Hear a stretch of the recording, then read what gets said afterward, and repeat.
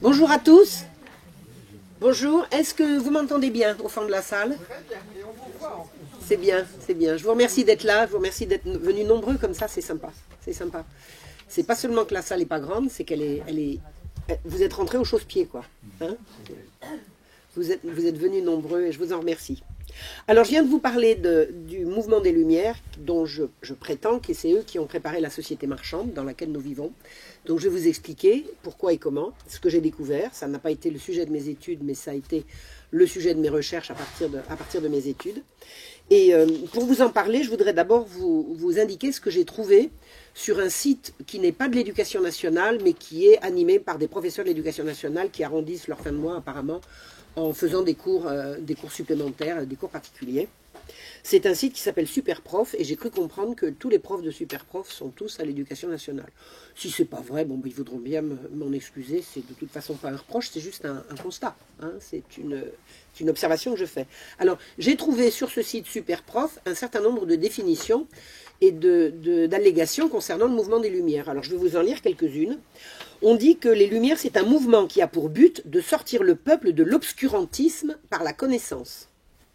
Donc, ce qu'il faut savoir, c'est que sur tout le site, ce que j'ai découvert, c'est que, enfin, ce que j'ai trouvé, ce que j'ai ramassé, c'est les Lumières, c'est bien. D'accord? C'est un préalable. Les Lumières, c'est bien. Donc, on peut dire qu'effectivement, sortir le peuple de l'obscurantisme par la connaissance, c'est bien. Il y a d'autres choses qu'on trouve, c'est le mouvement des Lumières veut mettre fin aux inégalités sociales, réduire les inégalités économiques et en finir avec les inégalités ethniques. Alors, je ne sais pas où ils ont trouvé ça. Apparemment, ils l'ont trouvé puisqu'ils en parlent. Je n'ai jamais vu ça, mais enfin bon. C'est l'éducation nationale, donc c'est forcément vrai. Hein, vous êtes d'accord? Ils veulent combattre, elles veulent, les Lumières, combattre l'irrationnel, l'obscurantisme et la superstition des siècles passés. Les siècles passés étant le Moyen-Âge.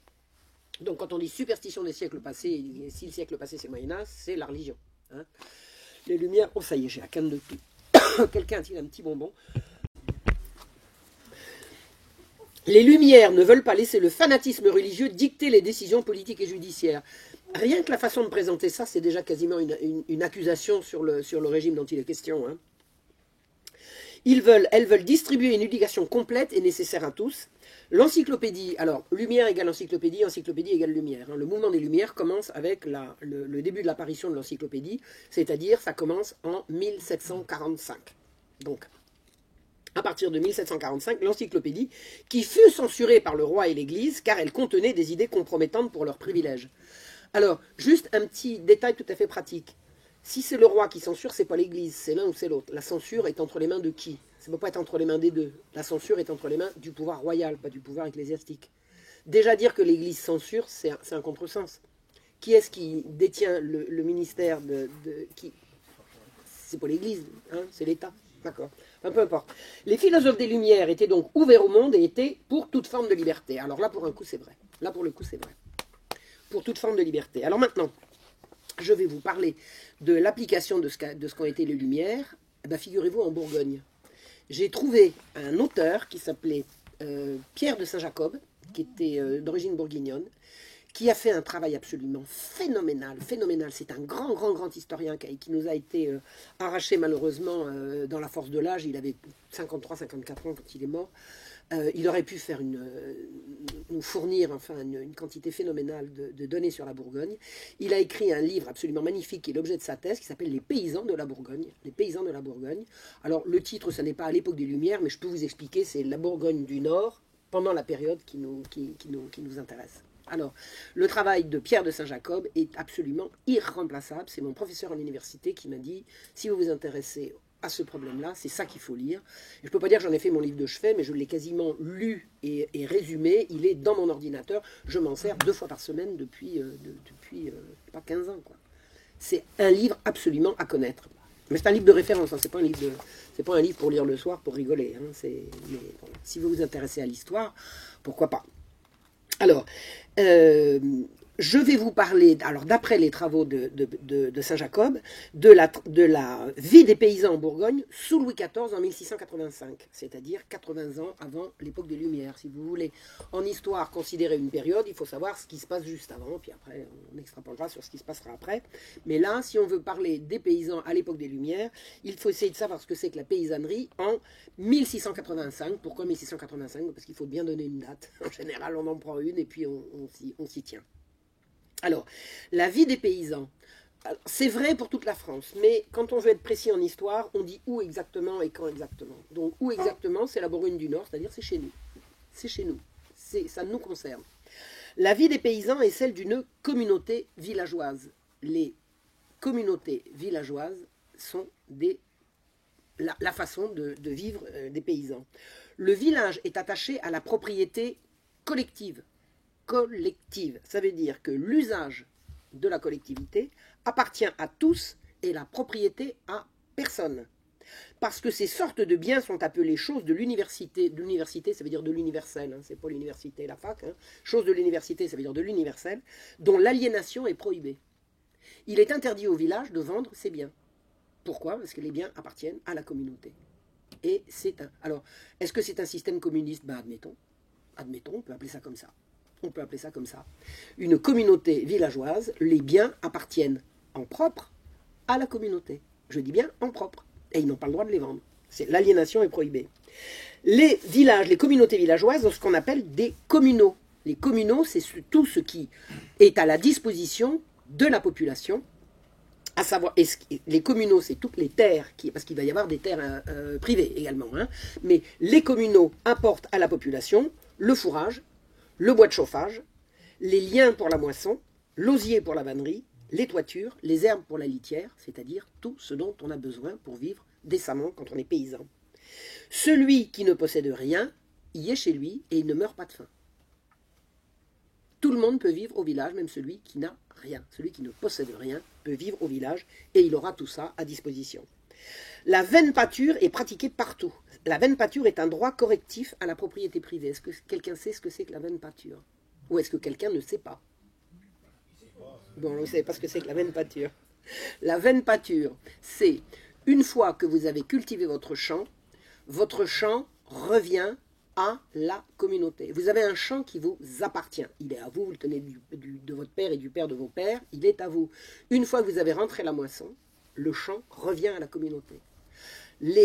Tous les gens du village peuvent aller faire paître leurs bêtes sur votre champ, il n'est plus à vous. Ce qui est à vous, c'est ce que vous avez semé et engrangé. Une fois que c'est engrangé, ça revient à la communauté. C'est la vaine pâture. Et c'est ce qu'on appelle un droit correctif à la propriété privée. Donc il y a une propriété privée, mais pas intégrale. Vous avez en fait, si on considérait l'immobilier, on dirait que vous avez l'usufruit et pas la nue propriété. La nue propriété est au village et votre propriété n'est que l'usufruit. Et l'usufruit, une fois que vous avez engrangé votre moisson, ben, là, c'est terminé. Et c'est bon jusqu'à la semaille suivante. Oui. Hein? Pardon? C'est saisonnier. C'est saisonnier, exactement. C'est le glanage, quoi. Alors le glanage, non, le glanage c'est autre chose. Non, le glanage c'est autre chose. Le glanage c'est après la moisson, les pauvres viennent ramasser ce que les moissonneurs ont laissé tomber. Il y en a toujours qui tombent. Donc, une fois que la moisson est rentrée, les glaneurs peuvent aller ramasser ce qui est tombé. Le moissonneur, il ne retourne pas dans son champ une fois qu'il l'a moissonné, en disant « j'en ai oublié ». C'est pour les glaneurs. Et le glanage permet aux plus pauvres de ramasser. C'est une organisation, c'est très organisé et c'est profondément humain. C'est profondément humain. Il n'y a pas de pauvre qui va mourir de faim dans un village. C'est pas possible. Du moins, pas encore. Ça va venir. L'ordre commun règne dans la vie agraire. Tout est commun. Ça veut dire que la fenaison, la moisson et la vendange s'ouvrent sur une décision générale. C'est pas, tiens, moi j'ai envie de moissonner demain matin. Pourquoi? Parce qu'on est tous interdépendants les uns des autres. On ne va pas moissonner tout seul. On va tous moissonner ensemble. Donc il faut se mettre d'accord sur une date. Et ces décisions sont prises communautairement.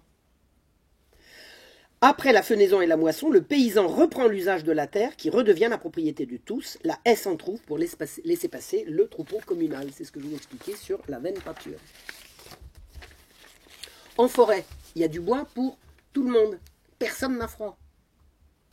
Vous ne possédez pas de bois, ben, dans la forêt communale, il y en a. Il y en a, on peut aller en chercher. Ça appartient à la communauté. Les règlements collectifs, il y a des règlements collectifs pour tous les travaux. L'assolement est obligatoire. Ben moi, sur mon champ, je n'ai pas voulu faire d'assolement. On a décidé communautairement que l'assolement va être... C'est-à-dire que là, on ne va pas... Vous savez, j'essaye d'imaginer, je suis maître chez moi, je fais ce que je veux. Non, pas dans un village. Pas dans un village à l'époque. Pourquoi? Mais parce que la décision qui est prise communautairement, elle est prise pour le bien de tous. Celui qui va mal faire, ben, s'il se plante, il va les chouiner auprès des autres. D'accord? Bon. Donc ça ne peut pas se passer comme ça. Tout est pris collectivement. Et qui est-ce qui décide? C'est l'Assemblée Générale. C'est l'Assemblée Générale. Il y a une Assemblée Générale au village. D'accord? Il n'y en a pas une, il y en a tout le temps. Il y en a tout le temps. Alors, l'assemblée du village, alors, ce qu'il faut comprendre, c'est que la solidarité est la norme. L'individualisme, ça n'existe pas. La norme, c'est la solidarité. L'assemblée du village administre la communauté sous le contrôle du seigneur. Le seigneur, il chapeaute. Il ne donne pas des ordres. Hein. Il enregistre ce qui se dit. C'est l'assemblée générale du village qui décide. Elle décide quoi? En matière de taille, la taille, c'est l'impôt personnel. Le roi, il dit, moi j'ai besoin de tant de taille, tac, tac, et on va diviser ça en nombre de villages, et le montant de la taille arrive au village. C'est le village qui va décider qui va payer quoi. Pas toujours facile, mais c'est comme ça. C'est pas l'État qui va décider ce que vous allez payer. L'État, il vous demande une somme, et ensuite, le village va la répartir, en fonction des moyens des uns et des autres. C'est comme ça. C'est comme ça. L'Assemblée générale consent les procès. Le village peut, en tant que personne morale, intenter un procès. Le village peut, en tant que personne morale, être appelé à témoigner. Être appelé à témoigner. Le village est une entité juridique, c'est une personne. Le village est une personne. Le village délibère sur les travaux communaux. Qu'est-ce qu'on fait cette année? On creuse un puits ou on répare le clocher? Ça se décide en assemblée générale. Et qui est-ce qui décide? Les habitants. Sur pression de qui? D'eux-mêmes. Ils sont maîtres chez eux. La communauté passe des accords avec des individus. La communauté recrute le maître d'école. Et qui établit les programmes scolaires? Ben, la communauté.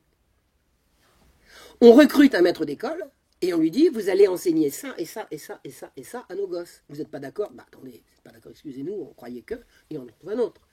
D'abord, il n'y a pas de maître d'école qui ne va pas être d'accord. Le maître d'école, il est recruté par la communauté pour enseigner aux enfants ce que la communauté veut. C'est quoi? Lire, écrire, compter. On va enseigner aux enfants la religion, mais pour ça, il y a le curé.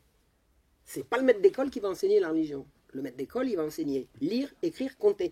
Et les parents vont dire, dites, alors, chanter aussi. Vous savez chanter? Vous savez chanter? Bon, très bien. Alors, l'autre qu'on a vu hier, il ne savait pas chanter, lui, il sait. Donc, on va préférer. On passe des auditions pour en recruter un maître d'école. Et on peut dire, vous connaissez le latin? Vous connaissez le latin? Vous avez besoin de latin dans un village. Ben, vous savez à quoi ça sert le latin dans un village? Si un jour le Seigneur il dit vous nous devez de ceci, cela en vertu d'un ancien accord, si l'ancien accord il a été écrit il y a fort longtemps, il est possible qu'il ait été écrit en latin. Et on aimerait bien pouvoir se passer d'un tiers et enseigner le latin à un gosse du village, c'est pas idiot. Vous connaissez le latin? Ben, vous serez préféré à un qui ne le connaît pas, par exemple. C'est le village qui décide ce qu'on va apprendre à ses gosses et qui recrute lui-même l'instituteur. Et quand l'instituteur est recruté, on lui fait signer un contrat en 369. Si l'instituteur se comporte mal, on peut le licencier. Et si on les licencie de façon abusive, eh ben, l'instituteur pourra aller voir le juge en disant ceci, cela. Il peut y avoir éventuellement un procès. Je n'ai pas eu vent qu'il y en ait eu.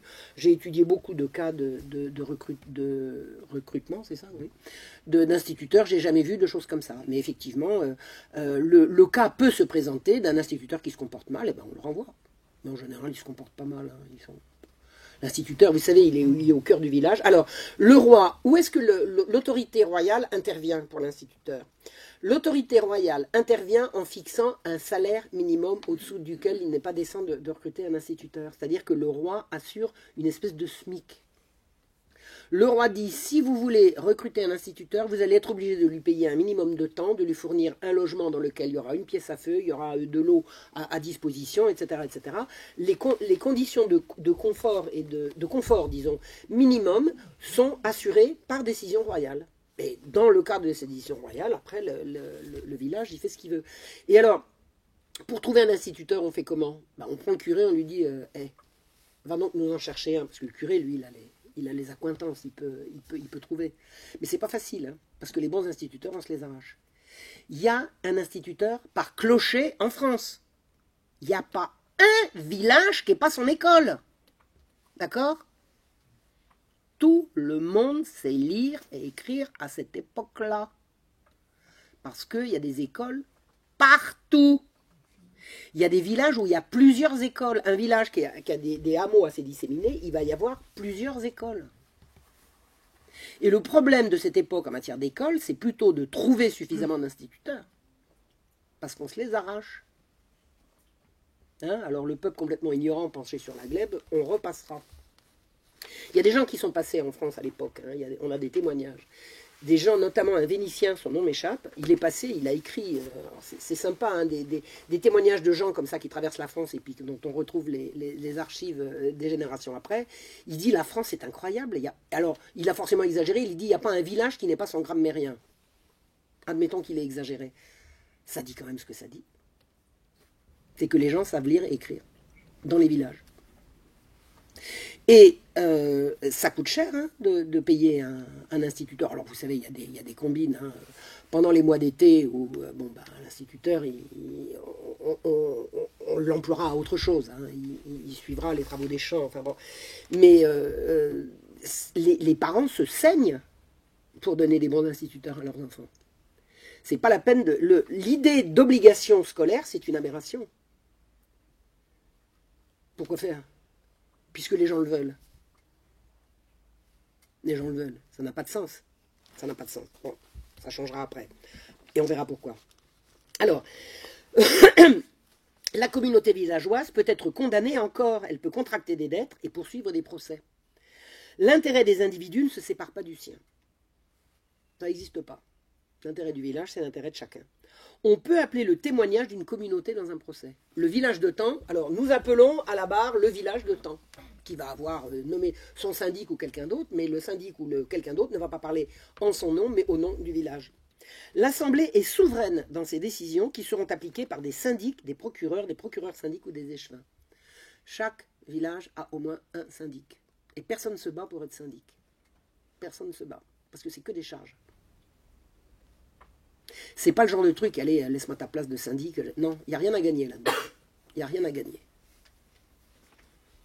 Tous les ans, il y a des jours de justice en place publique. C'est quoi les jours de justice? Eh bien, c'est le jour où le seigneur va appliquer une de ses prérogatives, qui est de rendre la justice. À quoi ça sert d'avoir un seigneur? Ça sert à deux choses.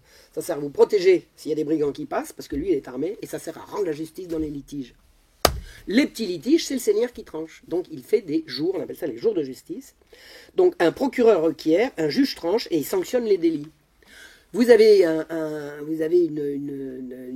conflit avec soit un village voisin, soit à l'intérieur vous avez un conflit X ou Y, celui-là il m'a volé mes pommes ou quoi ou qu'est-ce, le juge va organiser les jours avec un...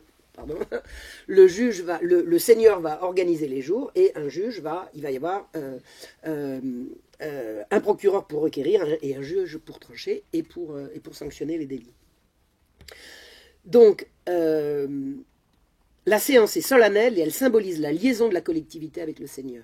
Le seigneur est indivisible de la communauté villageoise. Il n'y a pas les seigneurs d'un côté et les villageois de l'autre. Une communauté villageoise, c'est un village et un seigneur. C'est comme ça que ça marche. Le seigneur appartient au village. Il est le premier habitant du village. Il n'est pas extérieur. Il est le premier habitant du village. Il jouit des communaux comme les autres. Il n'y a pas le bois du seigneur et le bois du village. Il y a le bois du village dans lequel le seigneur va chercher son bois au même titre que les autres. Il a les mêmes charges et les mêmes prérogatives. Longtemps, la jouissance des communaux s'est faite sans division entre les villageois et lui. Puis petit à petit, ça a changé, je vous expliquerai les moteurs du changement. La messe est l'occasion, par le prône, de recevoir des informations publiées là et immédiatement commentées. Alors c'est amusant parce que le prône du curé, c'est... Bon, alors, on apprend que le roi vient d'avoir une petite fille, on apprend que la guerre est déclenchée, on apprend que... C'est les nouvelles, c'est la Gazette. C'est la Gazette. Et nous vous rappelons que cet après-midi, il va y avoir Assemblée Générale, etc. Le prône, avant de dire la messe, le curé raconte la chronique de ce que le village va savoir. C'est le haut-parleur, c'est la radio, en fait. C'est la radio. Hein. Alors, à l'issue de la messe, qu'est-ce qui se passe? Tout le monde se retrouve au cimetière ou dans le lieu le plus proche, sous l'arbre, suivant le temps, et a lieu l'Assemblée Générale. Et c'est là qu'on discute. Et c'est là que tout est décidé. Et on vote. Quelquefois, on tire au sort. J'ai même raconté ça à Étienne Chouard. Je lui ai dit, j'ai trouvé un village qui, n'arrivant pas, ne réussissant pas à prendre une décision, a dit, on va tirer au sort. Et ça s'est passé comme ça. Sympa. Ça, c'est la vie des paysans. C'est une vie qui est héritée du Moyen-Âge. Ça se passe comme ça depuis des siècles. Et on n'a pas l'intention que ça change, mais ça va changer quand même. Alors, il y a, à partir de 1685, une offensive capitaliste sur la terre. Ça veut dire quoi? Alors, en 1685, Louis XIV a 47 ans. C'est le mi-temps de son règne. Il est arrivé, son père est mort, il avait 5 ans, et il est mort à 78 ans, donc on peut dire, hein, c'est le mi-temps de son règne.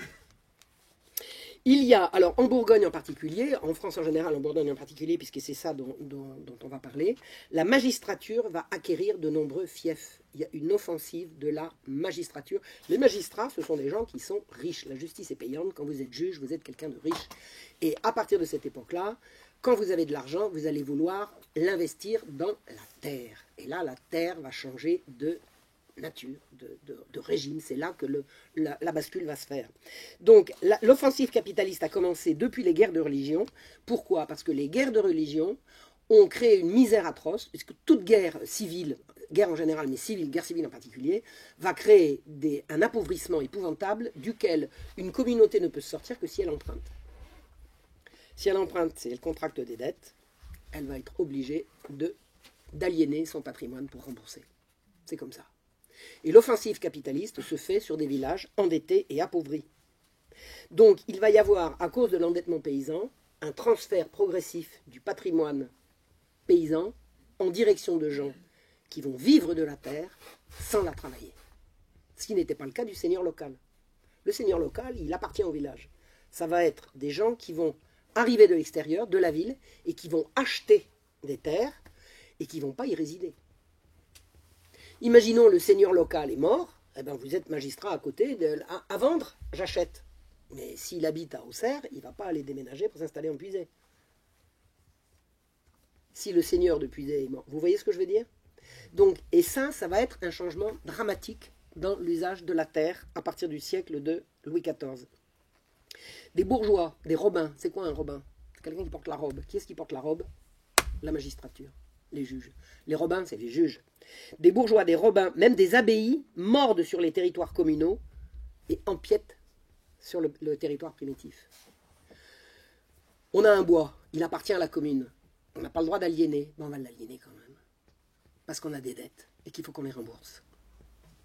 Donc on va vendre des bois. Qui est-ce qui va acheter le bois? Le seigneur. Ah, bien le bois là. J'achète. Et petit à petit, la propriété collective va être aliénée et va changer de main. La terre va voir arriver des nouveaux venus qui n'y appartiennent pas.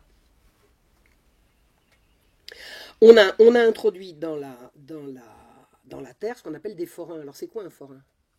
C'est quelqu'un qui fait la foire? Non, c'est autre chose. Un forain, c'est... Il y a des gens qui parlent anglais ici. Comment dit-on étranger en anglais? Foreign. Un forain, c'est un propriétaire non résident. Les forains. Ça s'écrit comme forain. Comme forain, comme ceux qui font la foire. D'ailleurs, la foire, c'est pareil. Les forains les forains des foires, ce sont des gens qui viennent de l'extérieur. C'est le même principe. Bon. Mais donc, les hommes du dehors, les forains, les hommes du dehors, vont petit à petit empiéter sur le territoire communal. Donc, on va assister à une extériorisation de la seigneurie. Mais le nouveau seigneur, il veut bien profiter, mais il ne veut pas donner. L'ancien seigneur, il donnait. Parce que s'il ne donnait pas... Vous imaginez l'ancien seigneur qui habite là, tous les dimanches, il va retrouver toute la paroisse à la messe. Il va à la même église. Il ne peut pas se comporter n'importe comment. Vous imaginez? Le seigneur qui est de la ville à côté, il ne se déplace pas, lui. Il donne des ordres. On ne verra pas. Ça va être beaucoup plus dur à contrer.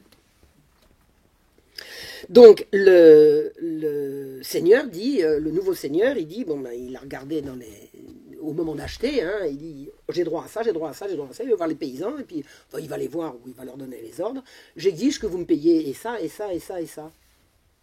Et puis, ton main, hein, c'est un autre type de rapport. Quand le seigneur était là, il n'y avait pas besoin de réclamer, ça se faisait comme ça. Mais celui-là, il arrive et dit, moi je veux ça, je veux ça, je veux ça. Excusez-moi, les guerres civiles, elles sont apparues... Alors il y a les guerres de religion, Ouais. les guerres de religion, et il y a la fronde.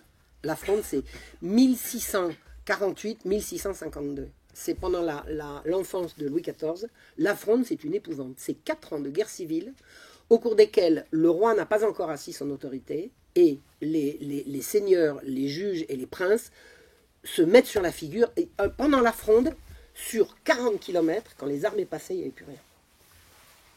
Alors 40 kilomètres, vous imaginez ?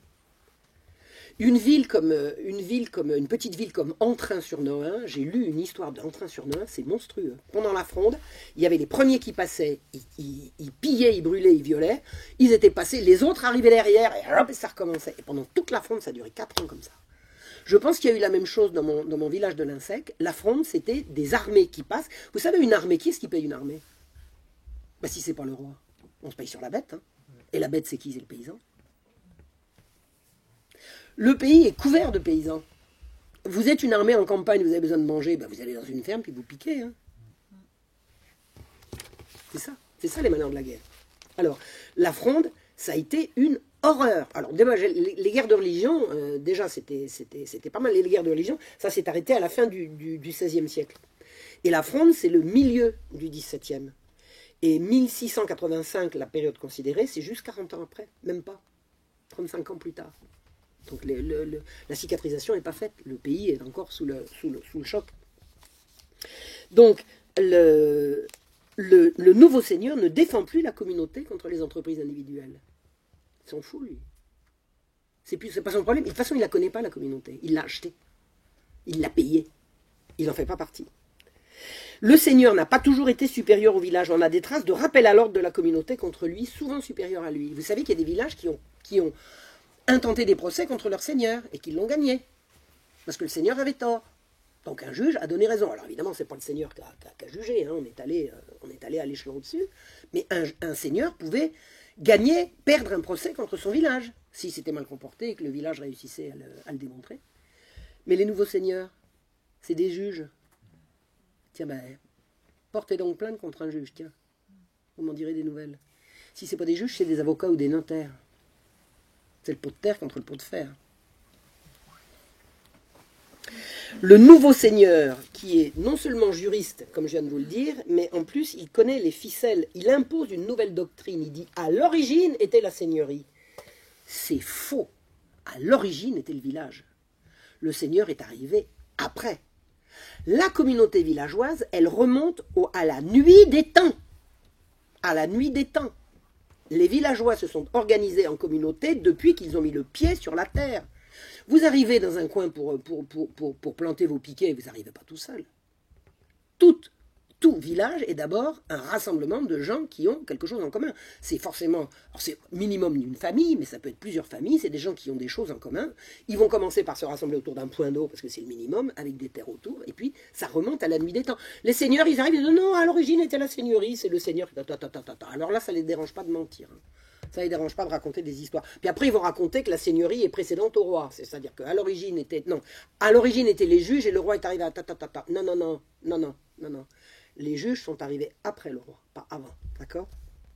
Alors, la guerre civile a absolument tout bouleversé de cet ancien ordre que je vous ai raconté. Et pour se libérer du soldat pillard, il a fallu emprunter. Vous êtes une armée en campagne ou en déroute, vous arrivez sur un village, bon ben...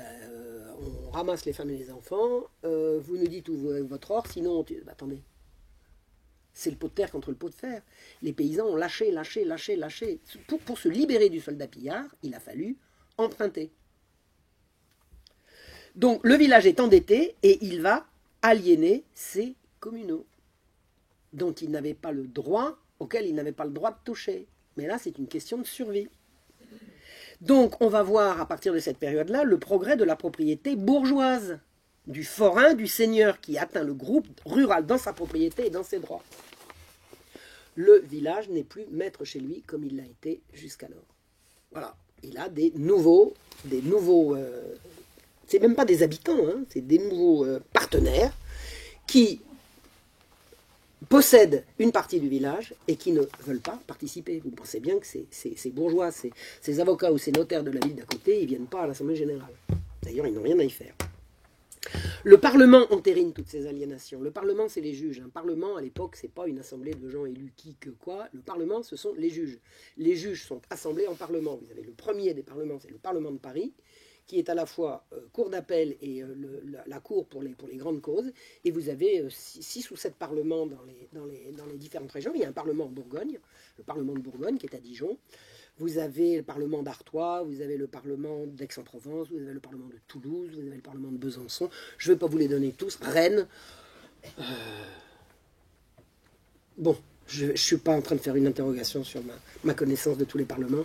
Les parlements sont des cours souveraines qui rendent des décisions, et alors au nom du roi, mais sans le roi. Hein. Le roi leur délègue le devoir de rendre justice, et ils rendent justice, et les parlements entérinent toutes ces aliénations.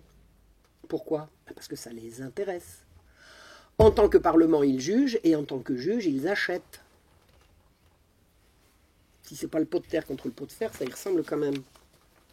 Alors, les juges sont juges et partis, leur poussée vers la terre est considérable, et les villages vont perdre leurs communaux, leurs bois, leurs terres, pour cause de dettes. Hein, je crois que je l'ai assez dit, c'est clair, vous avez compris le principe. Qu'est-ce qui va créer le malheur pour le paysan? Qu'est-ce qui va faire que le paysan va s'endetter? Bon, vous avez compris la guerre. La guerre, c'est la première chose. Alors, les malheurs de la guerre, c'est d'abord le passage des troupes. Ça, on est d'accord. Mais il y a autre chose. C'est que le roi, quand il lance une guerre, en général, c'est le roi qui lance la guerre, hein, parce que les guerres privées, c'est rigoureusement interdit. Hein, c'est le roi qui lance une guerre. Il va avoir besoin de fourrage, il va avoir besoin de chevaux, il va avoir besoin... Mais où est-ce qu'on va trouver tout ça? On va réquisitionner, c'est encore le paysan qui va payer. Dès qu'une guerre est déclarée, le paysan s'appauvrit, même si la guerre se fait à l'autre bout du royaume. Le roi, il a besoin de foin, il a besoin de chevaux, il a besoin de bœufs, il a besoin de fourrage, il a besoin de ceci, il a besoin de cela. Et la guerre va appauvrir le paysan et enrichir le marchand. Le roi, il n'a pas ses propres agents. Vous avez des gens qui viennent et vous avez besoin de temps, moi j'ai. Et ça va faire la fortune des intermédiaires. On les retrouvera. Hein. On les retrouvera. Donc, vous avez les réquisitions, et c'est le paysan qui paye l'impôt. Le paysan représente 90% de la population. À votre avis, quand le roi veut lever un impôt, qui c'est qui paye? C'est les plus nombreux, cherchez pas. Donc c'est les paysans. Donc ils payent partout. Ils payent parce qu'ils sont réquisitionnés, ils payent parce que c'est eux qui payent l'impôt. Et si le roi a perdu s'il a gagné la guerre, bon, il va se payer sur la bête, il va faire payer le vaincu. Mais s'il a perdu la guerre, s'il a gagné, il a gagné. S'il a perdu, eh ben, on va encore chercher l'argent chez les paysans. Le malheur des malheurs pour le paysan, c'est la guerre. Et Louis XIV, il en a fait des guerres. Et alors, il y a un aspect très sympathique de Louis XIV. C'est un personnage assez étonnant. Hein. On ne peut pas dire paradoxal, parce qu'il est cohérent, mais c'est un personnage étonnant. Quand il est mort, juste avant de mourir, il a fait venir le petit Louis XV et il lui a dit « Ne faites pas la guerre comme j'ai fait. J'ai trop fait souffrir mes peuples. » Il en avait au moins conscience. Mais c'est vrai que il y a eu des périodes de misère absolument atroces sous Louis XIV, et les guerres en ont été grandement responsables. Donc, deuxième facteur de misère, de malheur pour le paysan, c'est le temps, c'est le ciel. C'est pas le ciel qui va dire le bien et le mal, c'est le ciel qui va faire geler ou pleuvoir. En 1709, l'horreur s'abat sur le royaume de France. Est-ce que vous avez déjà entendu parler du Grand Hiver? Ça s'écrit H-Y-V-E-R. Vous avez entendu parler du Grand Hiver? Souvenez-vous, 1709, entre septembre 1708 et le printemps, il va y avoir pluie, froid vif, puis brusquement, en novembre-décembre, printemps.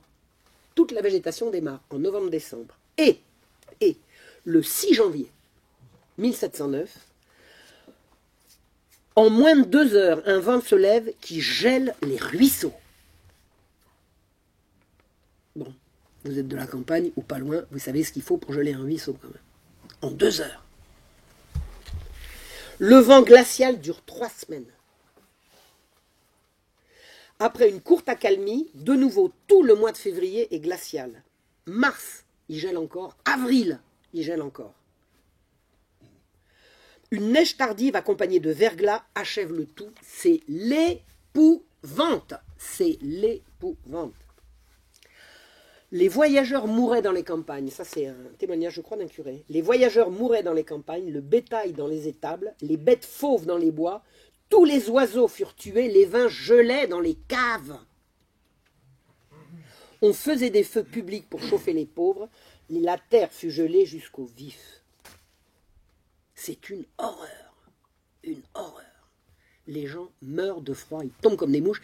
Vous vous rendez compte le froid qu'il doit faire pour que le vin gèle dans une cave? Les chênes éclataient.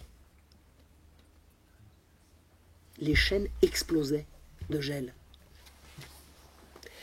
Il va se trouver des spéculateurs pour affamer le peuple qui n'étaient pas assez affamés comme ça. On les retrouvera après, ça sera une autre conférence si vous voulez un jour. Il y a des gens qui se sont enrichis en 1709. On a les noms, je vous rassure. Les autorités viennent saisir chez les paysans pour nourrir les villes. Parce que pendant que tout le monde meurt de faim, les villes, elles ne peuvent pas fournir. Qui est-ce qui nourrit les villes? C'est les campagnes. Vous savez ce que c'est qu'une ville? C'est un parasite. Aucune ville ne produit ce qu'elle mange. Aucune. Aucune. C'est la campagne qui nourrit les villes. Regardez le déséquilibre à l'heure actuelle, il n'y a plus que des villes. Ben à l'époque, on ne va pas laisser les villes mourir de faim. Donc on va chercher à manger où ça? À la campagne. Vous imaginez l'horreur? Il y a des batailles rangées. On envoie la troupe pour aller chercher la nourriture. Et les paysans, ils s'arment, tac, tac, tac. C'est pas tac, tac, tac, mitraillette. Hein, vous voyez ce que je veux dire? C'est l'horreur. C'est l'horreur. L'endettement est à son maximum. On vend jusqu'à son lit pour acheter du pain. 1709, le grand hiver. Et vous savez ce qui s'est passé au printemps? Un miracle. Toute la paysannerie s'est remise au travail. Décimée par le froid et la faim, la population se remet à l'ouvrage et sauve par les semailles de mars. Elle sème de l'orge, de l'avoine, du blé de Turquie. Qu'est-ce que c'est le blé de Turquie? Le maïs. Qui c'est qui a dit le maïs? Oui, c'est vrai, le blé de Turquie, c'est du maïs. Et des légumes. Un témoin dira, jamais on n'avait vu la terre si bien cultivée. En une saison, la paysannerie a redressé, vous imaginez, après avoir enterré ses morts. C'est le génie paysan français. C'est admirable. C'est admirable. Vers 1727, alors, non, ouh, j'ai passé une page. Oh non, ne dites pas que j'ai passé une page. Non, c'est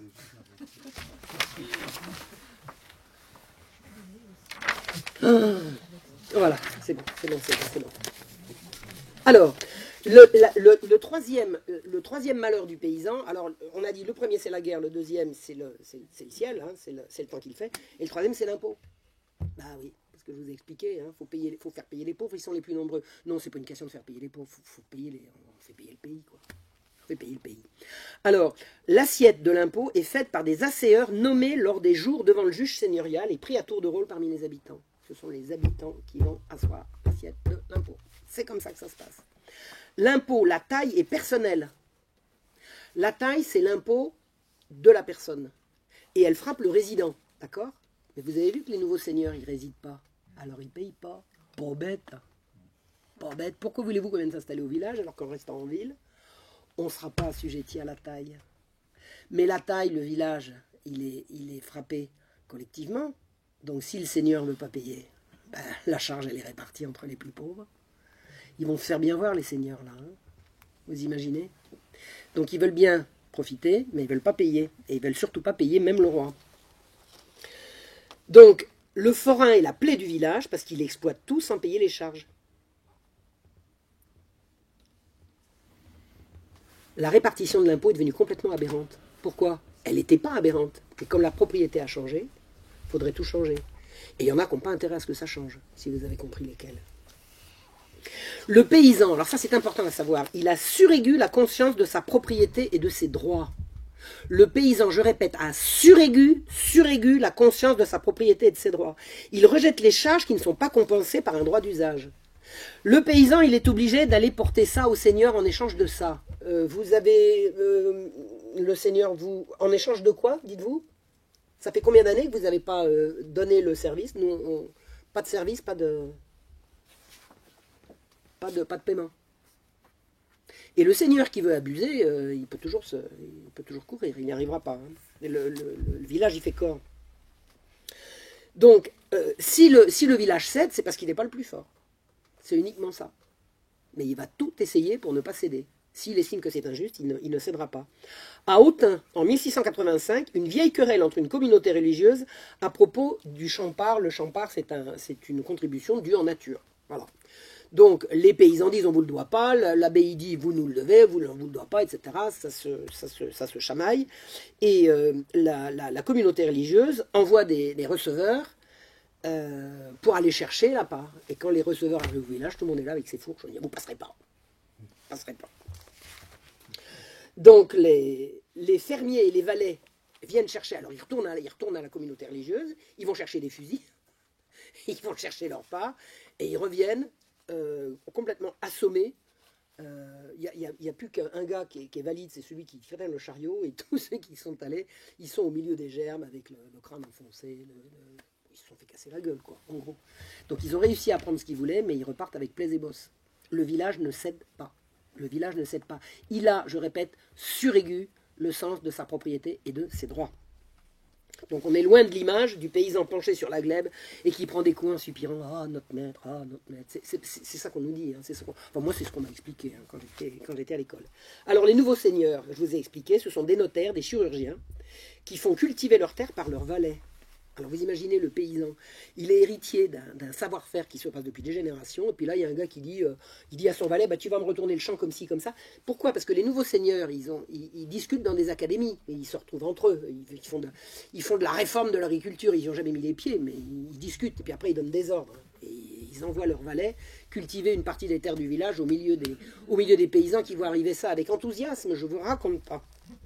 Alors, la pénétration se fait de profiteurs dans un domaine qui n'a jamais existé. Le profit au village, ça n'existe pas. On va avoir arrivé des gens qui vont dire, moi j'ai acheté une terre, je veux que ça rapporte. La terre, elle rapporte quoi? Elle rapporte la vie au village. Elle ne rapporte pas, c'est pas du rapport, c'est pas du profit, c'est de la vie. La notion de profit dans le village, c'est une incongruité. L'usurpation des communaux est inexorable, même l'intendant n'y peut pas grand-chose. Ces gens-là achètent les communaux et chaque fois que... Alors, si le village a le malheur de faire un procès, bon, il va le perdre, vous avez compris. Hein, il a en face de lui des gens qui connaissent toutes les ficelles. Et pour payer, il va encore aliéner ses communaux. Donc, la propriété collective du village se rétrécit. Le paysan perd ses droits, petit à petit. La vaine pâture dans les prés fauchés sauve le paysan. On est pauvre, mais on a encore de quoi manger. On la justifie au nom de l'équité naturelle et de la loi divine. La loi divine. On est en pays chrétien. La vaine pâture, c'est chrétien. On est tous soudés autour de son clocher et de son curé. Il n'y a pas de village qui n'est pas comme ça. Toute la France est comme ça. Et la vaine pâture, c'est le bon Dieu qui a voulu ça. C'est comme ça qu'on dit, c'est comme ça qu'on pense et c'est comme ça qu'on croit. Les prés seigneuriaux eux-mêmes ne sont pas exempts. Le seigneur ne peut pas dire chez moi, il n'y aura pas de vaine pâture. Non. La vaine pâture, c'est pour toutes les terres du village. Donc, la loi divine protège le pauvre et les lumières vont attaquer quoi? La superstition. La loi divine, ça va être la superstition. Alors que pour le pauvre, la loi divine, c'est ce qui le protège. Le parcours aussi est coutumier. Le parcours, c'est quoi? C'est le droit de traverser. C'est la coutume. Ça s'est toujours fait comme ça. Et pour pouvoir traverser, il faut que les champs soient ouverts.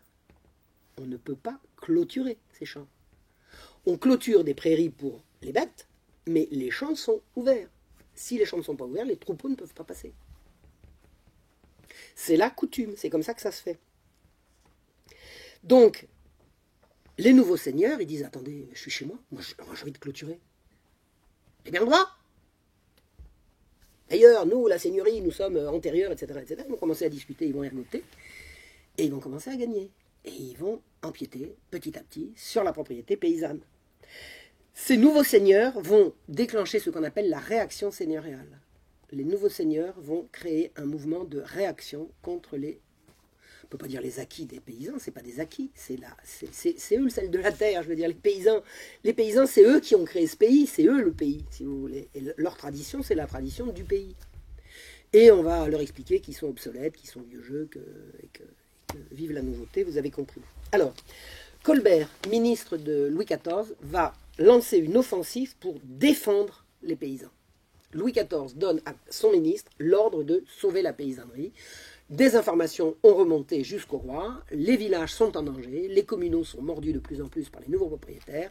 Le roi dit, Louis XIV dit à Colbert, faites au mieux, sauvez les communautés. Alors, Colbert va envoyer des subdélégués. Alors, il faut savoir que l'organisation administrative au royaume à cette époque-là, vous avez le roi qui envoie des commissaires, c'est-à-dire des gens qui ont reçu mission ou commission, de le représenter sur des régions. Ces commissaires, on les appelle les commissaires des partis ou les intendants. Donc un intendant, il y avait une intendance à Auxerre, il y en a une à Dijon, il y en a ici, il y en a là. L'intendant, il a des subdélégués. L'intendant, il siège à l'intendance et il envoie des subdélégués. Les subdélégués, c'est les gens qui sont envoyés sur le terrain. Donc, Colbert envoie les subdélégués enquêter et entendre les doléances des paysans. En fait, ces enquêtes, ça va être les cahiers de doléances du siècle. Hein, on connaît les cahiers de doléances de 1789, on peut connaître les cahiers de doléances de 1685. C'est Colbert qui dit aux intendants, envoyez vos subdélégués enquêter pour voir ce que veut la paysannerie. Et ce qui remonte, alors ça remonte, les subdélégués remontent à l'intendant et l'intendant fait remonter à Versailles. C'est déjà Versailles à l'époque, hein, avant c'était encore Paris. 1685, je crois que c'est à ce moment-là que ça commence, que c'est Versailles. Le roi reçoit en son conseil les rapports des provinces. Et on dit, voilà, le peuple réclame ceci, le peuple réclame ça. Et ce qu'on comprend, c'est que le paysan plie, mais qu'il se rebelle. Il plie parce qu'il n'est pas le plus fort, mais il hurle. Il hurle. Il est insolent, il est mal appris, et le pauvre seigneur se plaint. Ben, figurez-vous qu'il y a des pauvres seigneurs, il y avait notamment une certaine madame de Sévigné, qui raconte, alors c'est rigolo, parce que c'est plein de fraîcheur, hein, sa façon de raconter les choses, elle n'arrive pas à se faire payer de ses paysans. Elle a une terre qui doit lui rapporter quelque chose, alors elle, c'est pas un nouveau seigneur, hein, madame de Sévigné, c'est une terre qu'elle tient de ses aïeux, hein. Mais enfin bon, elle habite à Versailles, et elle a une terre, je crois dans le Midi, hein, et elle essaye de se faire payer, ce qu'on n'y arrive pas. À chaque fois qu'elle envoie quelqu'un, il se fait insulter et tout, et elle a besoin de sous. Elle se fait insulter, injurier, alors elle dit, les paysans, ils sont pas gentils. Ah, ben, ça veut dire qu'ils ont encore une force, quoi. Ils ont encore une force. Alors, les intendants sont également envoyés par le roi pour s'interposer dans les procès. Alors ça, c'est important à comprendre. S'il n'y a pas d'autorité supérieure entre le seigneur juge et le paysan va toujours perdre. À quoi ça sert un roi? Le roi, ça sert à être au-dessus de la mêlée. Le roi, c'est l'autorité supérieure qui va trancher. Et là, en l'occurrence, le roi, il va prendre le parti des paysans contre les seigneurs. Sur ordre de Colbert, les intendants vont s'interposer dans les procès. Et un procès ne pourra pas avoir lieu si l'intendant l'interdit. Donc il faut l'aval de l'intendant qui veille au grain, car les procès ruinent les paysans. Et le roi ne veut pas d'une paysannerie ruinée. Le Parlement ne veut pas reconnaître les prérogatives du commissaire, vous avez compris. Le Parlement, les juges, ils disent, qu'est-ce que c'est que ces commissaires-là? La loi, c'est nous, hein, c'est pas eux. En fait, la concurrence entre les officiers, les juges sont des officiers, c'est-à-dire sont des propriétaires d'office, et les commissaires, qui sont les gens nommés par le roi, la guerre commence à ce moment-là, elle se terminera à la Révolution française. Les juges ne veulent pas, estiment que les pouvoirs des commissaires sont abusifs. Et ils ont des tas de raisons d'expliquer. En fait, vous avez compris. Le commissaire des partis, c'est-à-dire l'intendant, va prendre le parti de la paysannerie contre les nouveaux seigneurs, et les nouveaux seigneurs étant les juges, quand un juge donne son opinion en tant que juge, ça peut être également, non pas en tant que juge, mais en tant que propriétaire. Quoi qu'ils en disent. Il faut comprendre un peu de sociologie, c'est pas inutile. Donc, le Parlement veut garder le contrôle de la communauté rurale et il rejette l'intervention de l'État dans ce domaine. Halte à l'État. Qui protège le paysan à ce moment-là? Ben, en l'occurrence, c'est le roi. Alors, pour faire un impôt juste, parce que le roi, il a quand même compris, on lui a expliqué, c'est toujours les mêmes qui payent. Il dit, il faudrait faire un cadastre. Il réussira jamais. Les seigneurs s'y opposent. On ne peut pas imposer comme ça, il faudrait y aller en bataille rangée, c'est pas si simple. Voilà. Donc, en fait, l'usurpation des communaux, qui est le but de ces nouveaux propriétaires, n'aura pas lieu. Le règne de Louis XIV va passer, les communaux sont toujours la propriété des villages. Et le but, c'était quand même de tout leur piquer. Donc, le roi Louis XIV a quand même réussi, avec l'aide de son ministre Colbert, à interdire la grande usurpation qui était au programme. Alors, passons maintenant au XVIIIe siècle, puisque nous allons arriver au siècle des Lumières. La paysannerie s'enfonce de plus en plus, vous avez compris comment, et la bourgeoisie accapare les fermes des seigneuries. Alors au début, ce sont les Robins ce sont des nobles, et puis à côté des Robins, il y a les bourgeois. Et les bourgeois, ils achètent. Ils achètent. Dès qu'un bourgeois a de l'argent, il va acheter quoi? De la terre. La terre va devenir un moyen d'enrichissement des gens qui veulent investir. L'argent placé sur la terre doit rapporter. Et on peut s'enrichir sur la terre si on a l'argent pour investir dedans. Pour la majorité des paysans, le prix du grain est moins une question de ressources que de dépenses. C'est-à-dire que le paysan, peu de paysans produisent du blé, mais tous les paysans en achètent. Parce que les paysans achètent du pain. Les paysans, ils fournissent, ils ont les animaux, ils ont les légumes, ils ont les fruits, ils ont le vin, ils ont tout, et ils achètent du pain.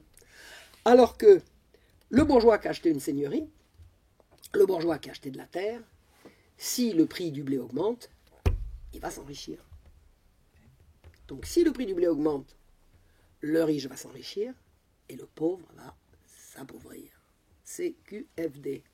Or, alors, je reviens à la situation de la paysannerie dans le mi-temps du XVIIIe siècle. Il ne cesse de réclamer des titres pour les droits payés sans histoire depuis des siècles. Alors, les nouveaux seigneurs passent leur temps à exiger d'être payés rubis sur l'ongle pour ce qu'ils ont découvert dans les chartiers. Ils ont dit, il y a ça, il y a ça, il y a ça. Et les paysans passent leur temps à contester, en disant, c'est pas vrai. Alors, je vous dis, d'où l'intérêt pour eux d'avoir des jeunes qui sachent lire le latin et qui sachent lire, pas seulement le latin, et également ce qu'on appelle l'écriture ancienne, hein, savoir lire des grimoires, parce qu'il va y avoir sans arrêt des disputes entre les nouveaux propriétaires et la paysannerie pour les règlements de droit de ceci, de droit de cela. Tous ceux qui ont acheté des terres, ils veulent absolument en tirer le maximum. On verra un grand seigneur, un type venu de la ville devenir un grand seigneur, il s'appelle Voltaire. Et quand il est arrivé au bord de Genève, là où il y a la maison de Ferney-Voltaire, là, il est allé chercher tout ce à quoi il avait droit, puis il a envoyé ses gens. Allez, j'ai droit à ça, j'ai droit à ça, j'ai droit à ça. Puis un jour, alors pour la petite histoire, un jour il y a des paysans qui sont allés le voir en disant « monsieur, il m'a volé mes lois, etc. » Et Voltaire il a dit « Qu'est-ce que vous voulez que j'y fasse ? Attendez, vous n'êtes pas notre seigneur? Bah si. Bah alors vous nous rendez justice. Ah bah bon, vraiment. Non, mais attendez. Ils croyaient qu'ils pouvaient simplement en prendre et pas donner. Mais les paysans se disaient, monsieur de Voltaire, là, si vous êtes seigneur, c'est pour rendre justice. Alors il a écrit à droite à gauche, est-ce que vous croyez que? Alors on lui a répondu, bah oui, attendez, oui, vous devez, oui, impérativement. Il croyait qu'il allait écouter, lui, ça ne l'intéressait pas du tout dans la justice. Bref. Donc, où en étais-je? Donc, les paysans ne cessent de protester contre les nouveaux seigneurs, et ils en viennent, alors pas forcément aux mains tout de suite, mais on passe son temps à s'insulter, là. Et les syndics se font traiter de noms d'oiseaux et tout. Les paysans ne veulent pas, ils détestent les nouveaux seigneurs. Ils les détestent. En 1735, un sergent va, au nom du seigneur, réclamer d'anciens droits. Alors, il a trouvé dans les grimoires qu'il y avait des anciens droits, et il arrive, sergent, ça veut dire que le gars, il arrive armé. Et il va au village. Il trouve tout le village assemblé, hommes, femmes, garçons et filles, si menaçant qu'il rebrousse chemin. On le poursuit jusqu'aux portes du château. Ah, monsieur, ils font rien que de m'embêter. Ah non, on ne fait pas ce qu'on veut avec les paysans. Alors, il fait son rapport. Ils nous ont dit que nous étions des bougres de chiens qui ne devaient rien à la seigneurie, que jamais huissier n'était rentré au dit Barin, Barin c'est le nom du village, sans être assommé et qu'ils nous en feraient de même avant de sortir. Bonjour l'ambiance. Eh bien, les paysans vont être condamnés. Eh bien, ils ne vont pas céder. Ils ne cèdent jamais. Allez faire à un paysan de l'époque ce qu'il n'a pas envie de faire. Bonjour. Donc, l'Assemblée des paysans a peu d'intérêt au prix des céréales, comme je viens de vous le montrer. Eh bien, le mouvement des Lumières va expliquer le contraire. Parce que les Lumières, ils ont des lumières à tous les étages, et eux, ils savent. Alors que les paysans, ils ne savent pas. On va leur montrer. Tous ces nouveaux seigneurs ont acheté de la terre quand elle était à haut prix. Et quand le prix de la terre baisse, on se dit, bah, faut compenser. Donc, qu'est-ce qui va compenser? Eh bien, si on réussit à monter le prix du blé.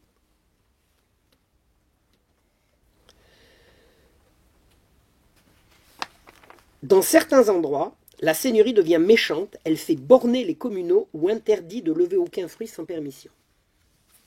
Elle fait borner les communaux. Ça, c'est jamais fait. Le nouveau seigneur, il dit, maintenant, de quoi vous vous mêlez, vous? Attendez, je suis propriétaire, j'ai payé. Vous imaginez l'ambiance. Et ça va être sans arrêt, comme ça, pendant tout le siècle. À partir de 1727, c'est les bourgeois qui viennent prendre la direction de la vie agricole. Ils s'emparent de tout le commerce et ils y font des profits qui sont attachés et qui ruinent le paysan. Un chirurgien devient fermier, un avocat devient fermier. La terre est devenue un objet de spéculation.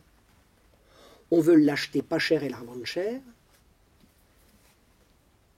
Et les paysans regardent ça en disant, mais qu'est-ce que c'est fou? Dans quel monde vivons-nous? On veut du profit.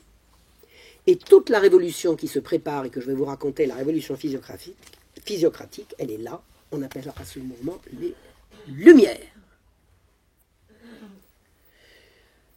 La nouvelle guerre, alors il y a une nouvelle guerre les guerres c'est sans arrêt, la guerre de succession d'Autriche, ça va être... Bon, la nouvelle guerre va accentuer le marasme, et donc c'est la guerre, encore la guerre est toujours la guerre qui va ruiner le paysan, c'est-à-dire le peuple. Donc le milieu du XVIIIe siècle, c'est de nouveau la guerre, donc de nouveau la ruine.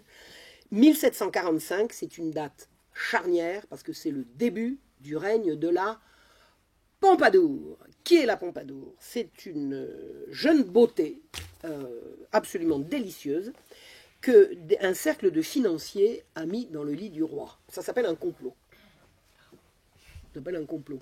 Écoutez, elle a quasiment été faite pour ça. Sa maman était une des plus jolies femmes du royaume.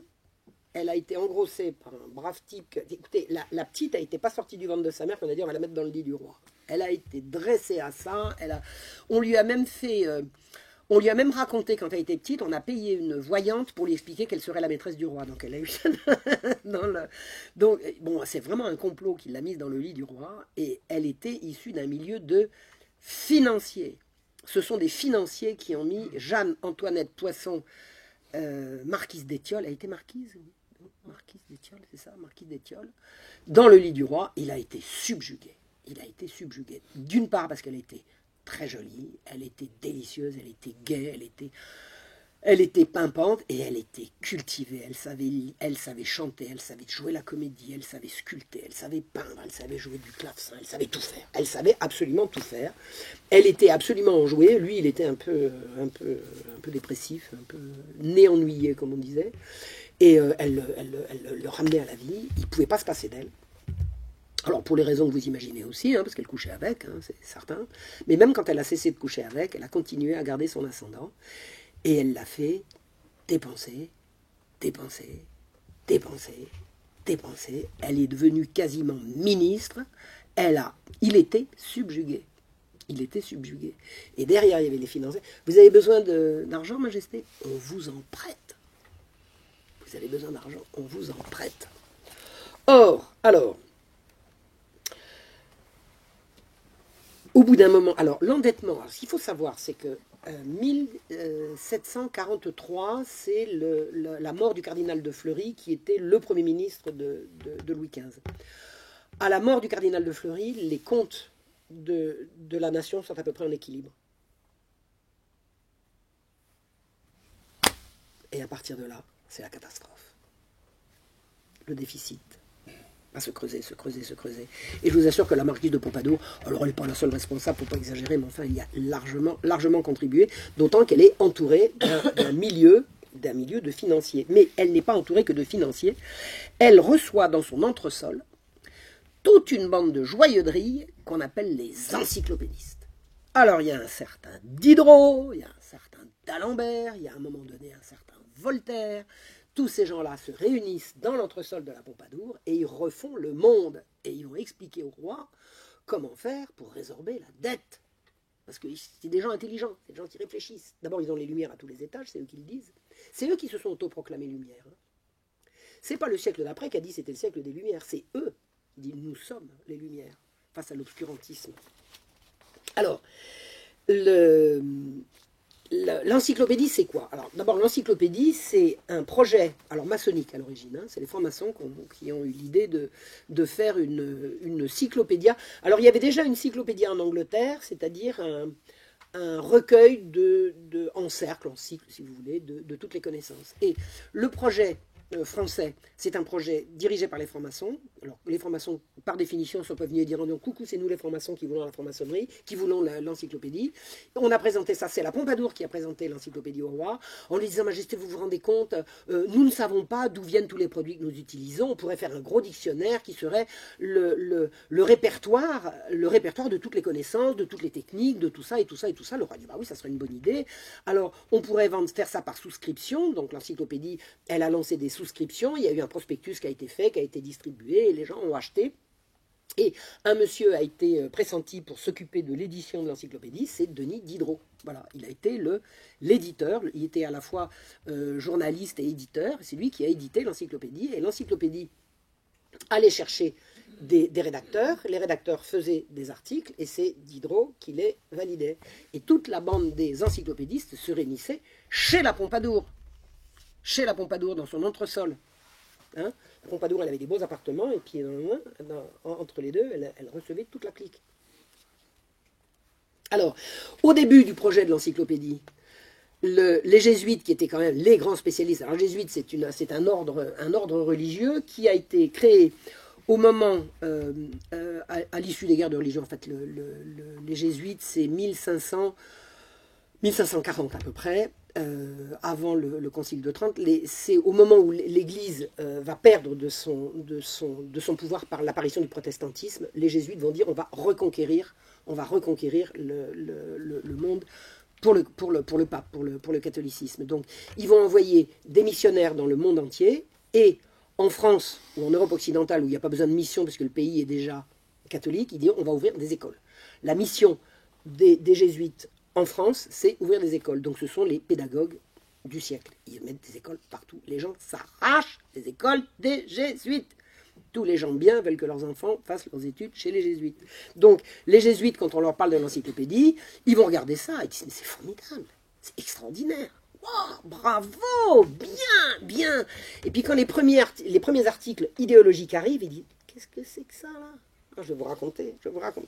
Alors, qu'est-ce qui apparaît en même temps que l'encyclopédie?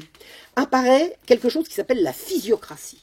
Qu'est-ce que c'est que la physiocratie? Alors, si vous parlez un petit peu les langues anciennes, moi je ne parle pas les langues anciennes, mais à force de croiser des mots d'origine grecque, on finit par comprendre. Cratie, c'est le gouvernement, et physio, c'est la nature. C'est le gouvernement par la nature. Ils ont inventé qu'il y a un bon gouvernement, qui est le gouvernement par la nature. Et alors, tenez-vous bien, le mot physiocratie va disparaître au bénéfice de économie. C'est-à-dire qu'en fait, vous pouvez remplacer physiocrate par économiste.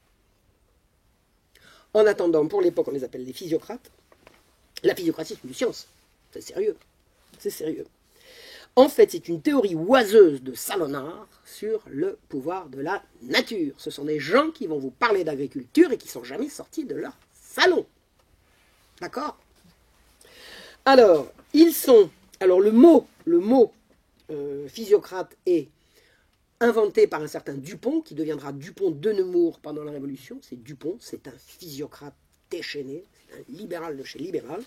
Et la physiocratie, c'est l'invention de François Quesnay. Alors, qui est François Quesnay? C'est un charlatan intégral. Alors, j'ai vu plusieurs biographies de François Quesnay. Alors, j'ai fait enfin, pas une erreur, c'est amusant. Je connaissais des gens au village de Méret, dans la vallée de Chevreuse, d'où est originaire François Quesnay. Et moi, François Quesnay, quand j'ai lu une biographie, deux biographies, trois biographies, j'ai dit je vais leur faire un article pour leur bulletin municipal. Il n'est jamais paru, l'article. Ils ont dit qui c'est celle-là? On dit c'est Marion Sigaud. Alors ils sont allés voir sur Internet, oh, on va pas publier ça. J'ai dit attendez, c'est parce que je suis qui est intéressant. Est-ce que je dis est vrai? Non, l'article n'est jamais passé. Alors je l'ai mis sur mon blog quand même. Non mais c'est un charlatan intégral. Alors d'abord, charlatan, il se faisait passer, il était médecin de la Pompadour. Il n'a jamais fait médecine. Il était chirurgien. Vous savez quel est le métier le plus proche de chirurgien? Pour nous, si on dit chirurgien, le métier le plus proche, c'est médecin.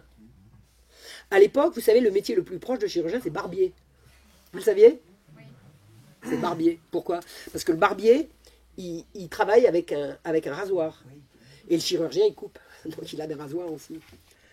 Et on pouvait être chirurgien-barbier. Et lui, il était chirurgien-médecin. Il n'a jamais fait médecine. Et quand la Pompadour était malade, il l'a soignée avec des tisanes. Alors, il y avait mettez-vous au lit avec des tisanes, ça marchait une fois sur deux. Donc une fois sur deux, c'était lui qui avait le... Bref. Donc c'est un charlatan intégral.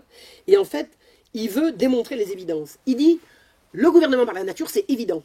L'évidence, c'est ce que tout le monde peut voir. Et il vous démontre l'évidence. Si c'est évident, c'est pas la peine de le démontrer. Alors vous avez un gars qui s'appelait... son nom m'échappe. Un de l'encyclopédie qui a beaucoup écrit. Il raconte un jour, mais c'est à se plier de rire, il raconte comment un jour, il a pris Quesnay, la main dans le sac, à essayer de démontrer l'évidence, en se prenant les pieds dans le tapis, il bafouillait, enfin, c'était n'importe quoi.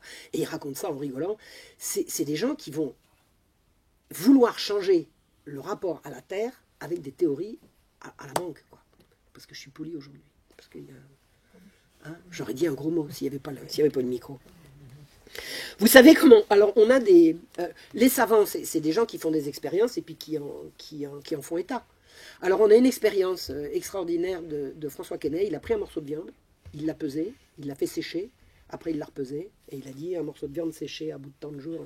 Il y a de quoi rentrer à l'Académie des sciences, là, avec ça. Et alors...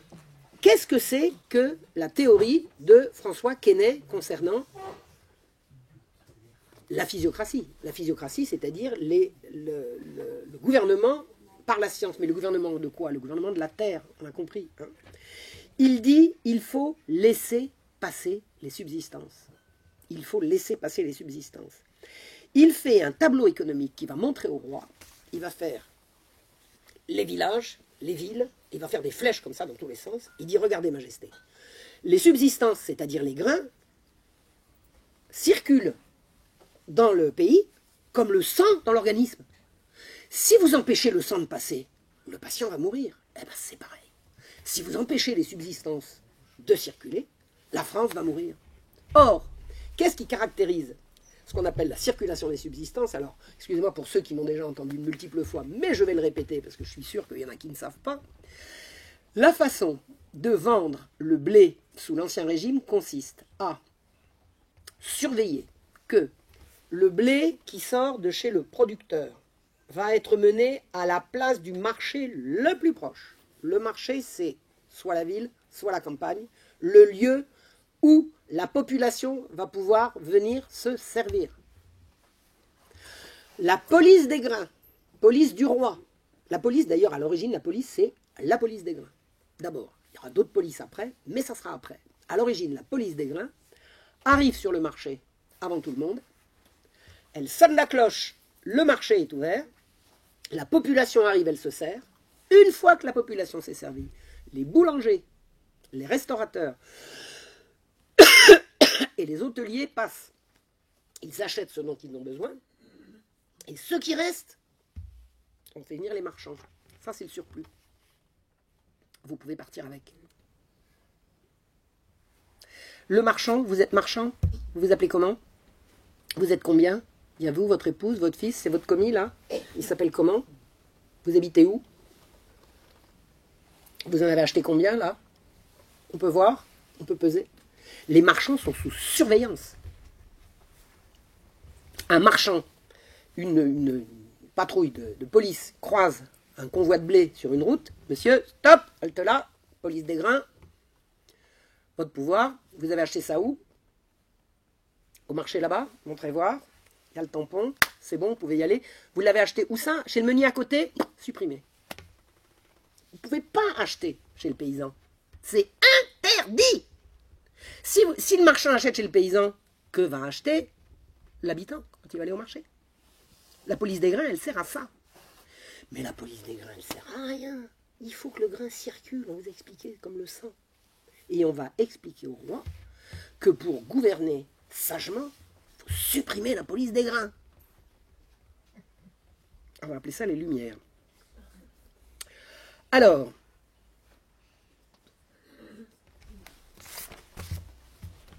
il y a une autre notion qui n'est pas que la police des... Il y a deux notions essentielles pour comprendre l'enjeu de toutes ces choses-là. Il y a la police des grains, c'est la base.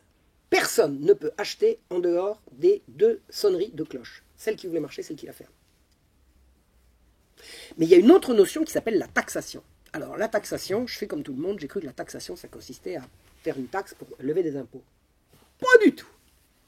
La taxation, je commence à avoir la gorge qui gratouille.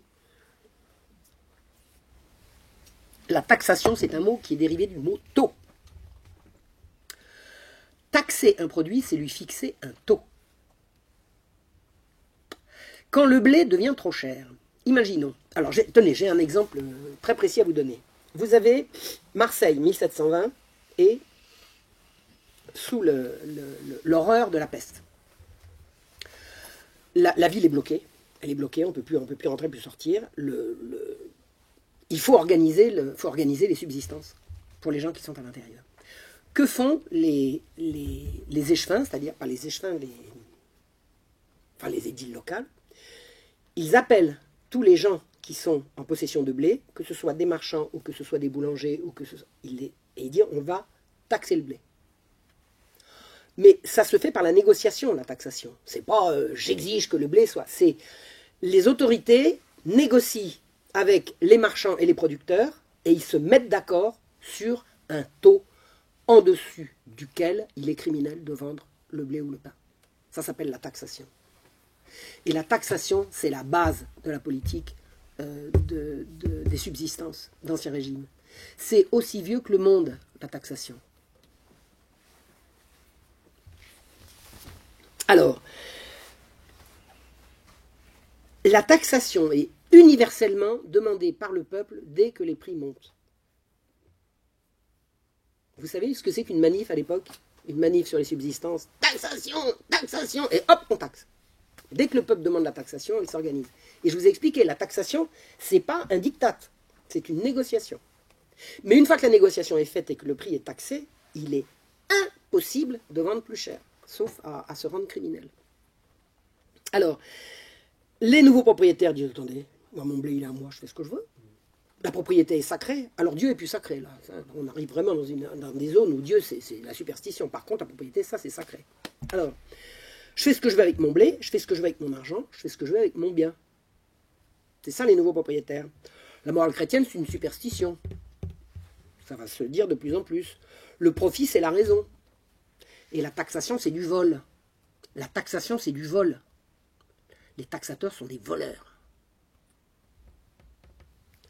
Et si le peuple ne comprend pas, ben on va lui expliquer. Et s'il ne veut toujours pas comprendre, ben on va taper dedans. On assure au roi que s'il laisse monter le prix du grain, ça va enrichir tout le monde. On l'a déjà entendu ça. Hein. Ça vous rappelle rien? Laissez courir les... Par exemple, laissez courir les loyers. C'est pas la peine d'encadrer les loyers. Ça finira par baisser. Tiens donc. Tiens donc. Alors, ce qu'on dit au roi, c'est, si vous laissez monter le prix du grain, la terre va s'enrichir, d'accord? Donc, ça ne sera pas la peine d'augmenter les impôts, puisque l'assiette des impôts en augmentant, vous allez vous enrichir. D'accord? À fixer le prix du blé comme ça, vous empêchez les gens de s'enrichir, donc vous vous appauvrissez vous-même. Allez, Majesté, réfléchissez une seconde. Et puis, c'est à longueur de journée hein, que l'explique ça. Donc, on va augmenter le prix des subsistances comme solution à la dette. Et la dette devient chronique et catastrophique. Maintenant, disons bien une chose. Alors, je me demande si j'ai pas loupé un petit paragraphe. Non, non, non, non, non, non, non, non, non, non, j'y suis bien. Alors, quelques mots sur le pain. Le pain est l'alimentation de base des Français dont 75% vit dans l'angoisse du lendemain. C'est ça l'Ancien Régime. C'est pas que les gens ont faim, mais c'est qu'ils sont sans arrêt en danger d'avoir faim. La réglementation du prix du blé remonte à Charlemagne. Hein, toute la réglementation sur le blé, ça remonte à Charlemagne, et c'est lui qui a fixé la mesure, en l'occurrence le boisseau, vous savez, la mesure avec laquelle on va mesurer le blé, le prix de cette mesure et le prix du pain obtenu avec. Être roi, c'est veiller à ce que le pain ne tombe pas entre les mains malveillantes et que tout le monde mange à sa faim. Qu'est-ce qui justifie qu'on obéisse au roi? Le roi vous protège. Il vous protège contre quoi? Contre la faim, contre la famine. Le roi est là pour faire en sorte que personne ne vienne entraver la substance du peuple, ne vienne interdire le peuple de se nourrir. Et de se nourrir bien, hein, pas de se nourrir de rogatons.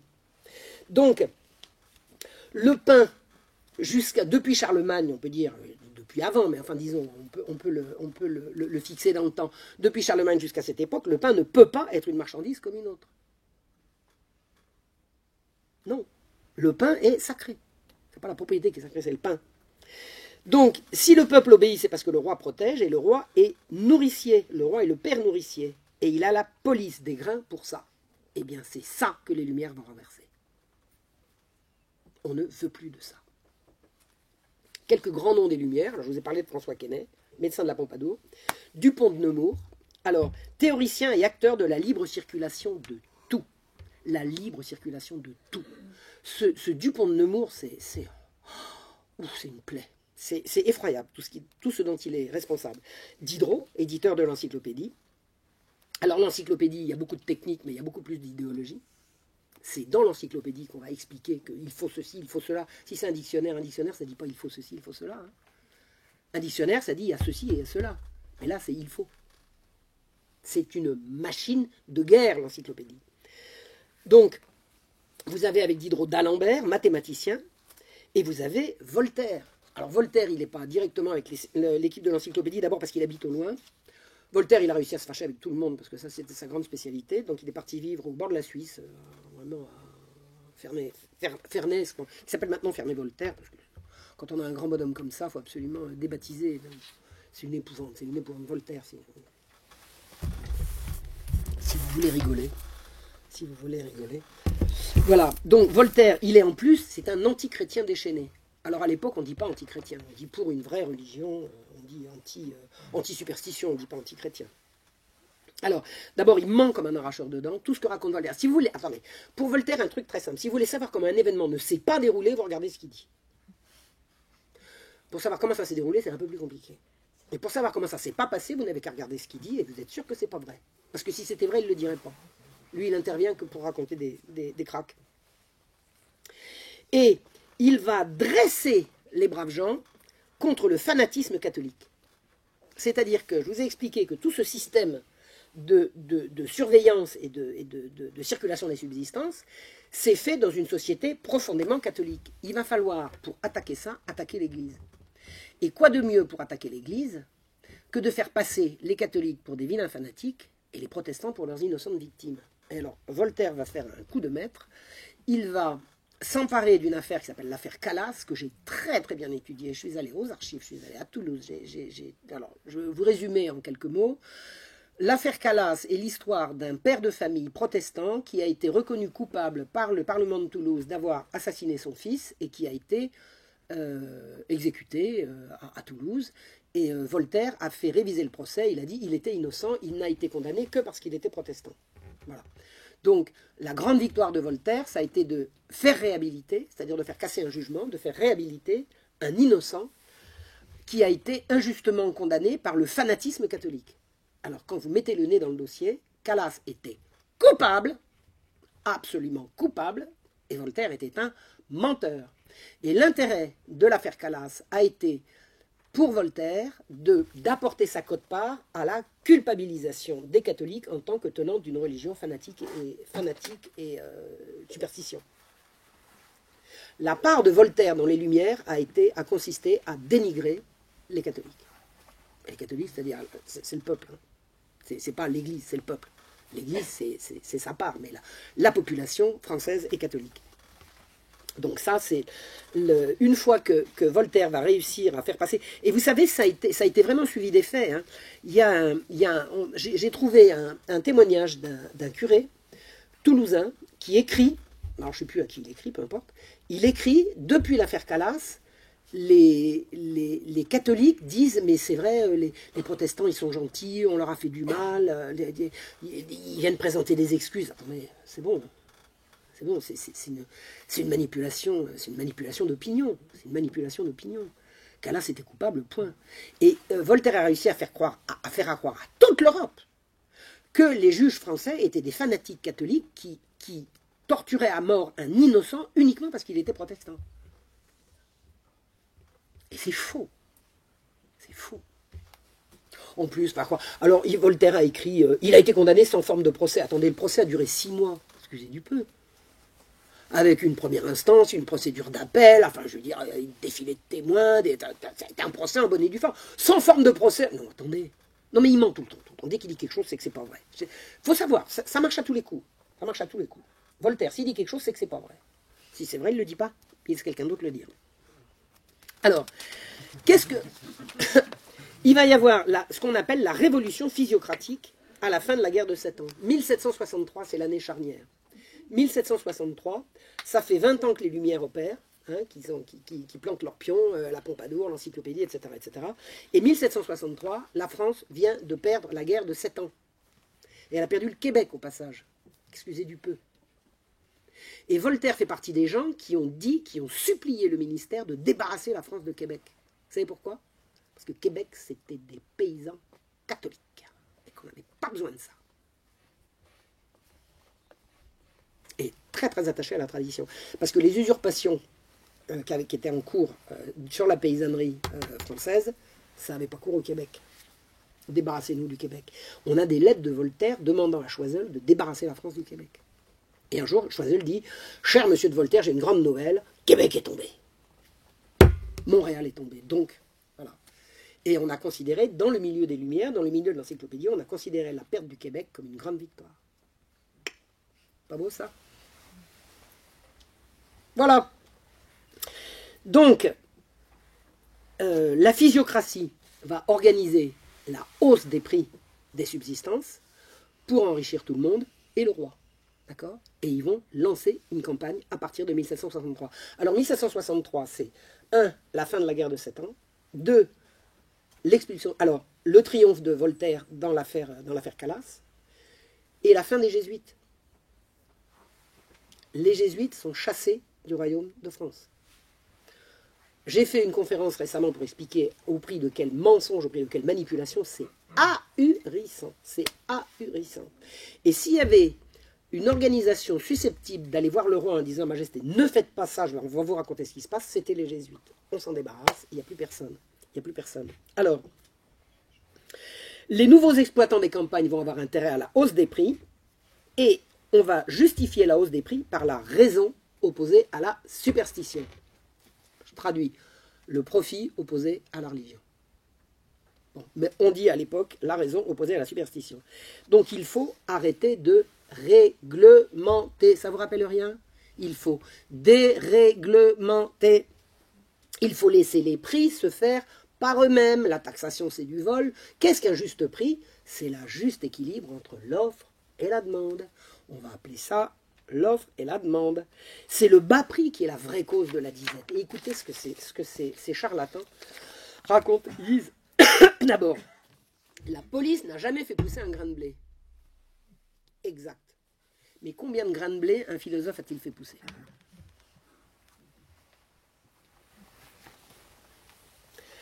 Il faut donner la primauté à l'entreprise capitaliste individuelle.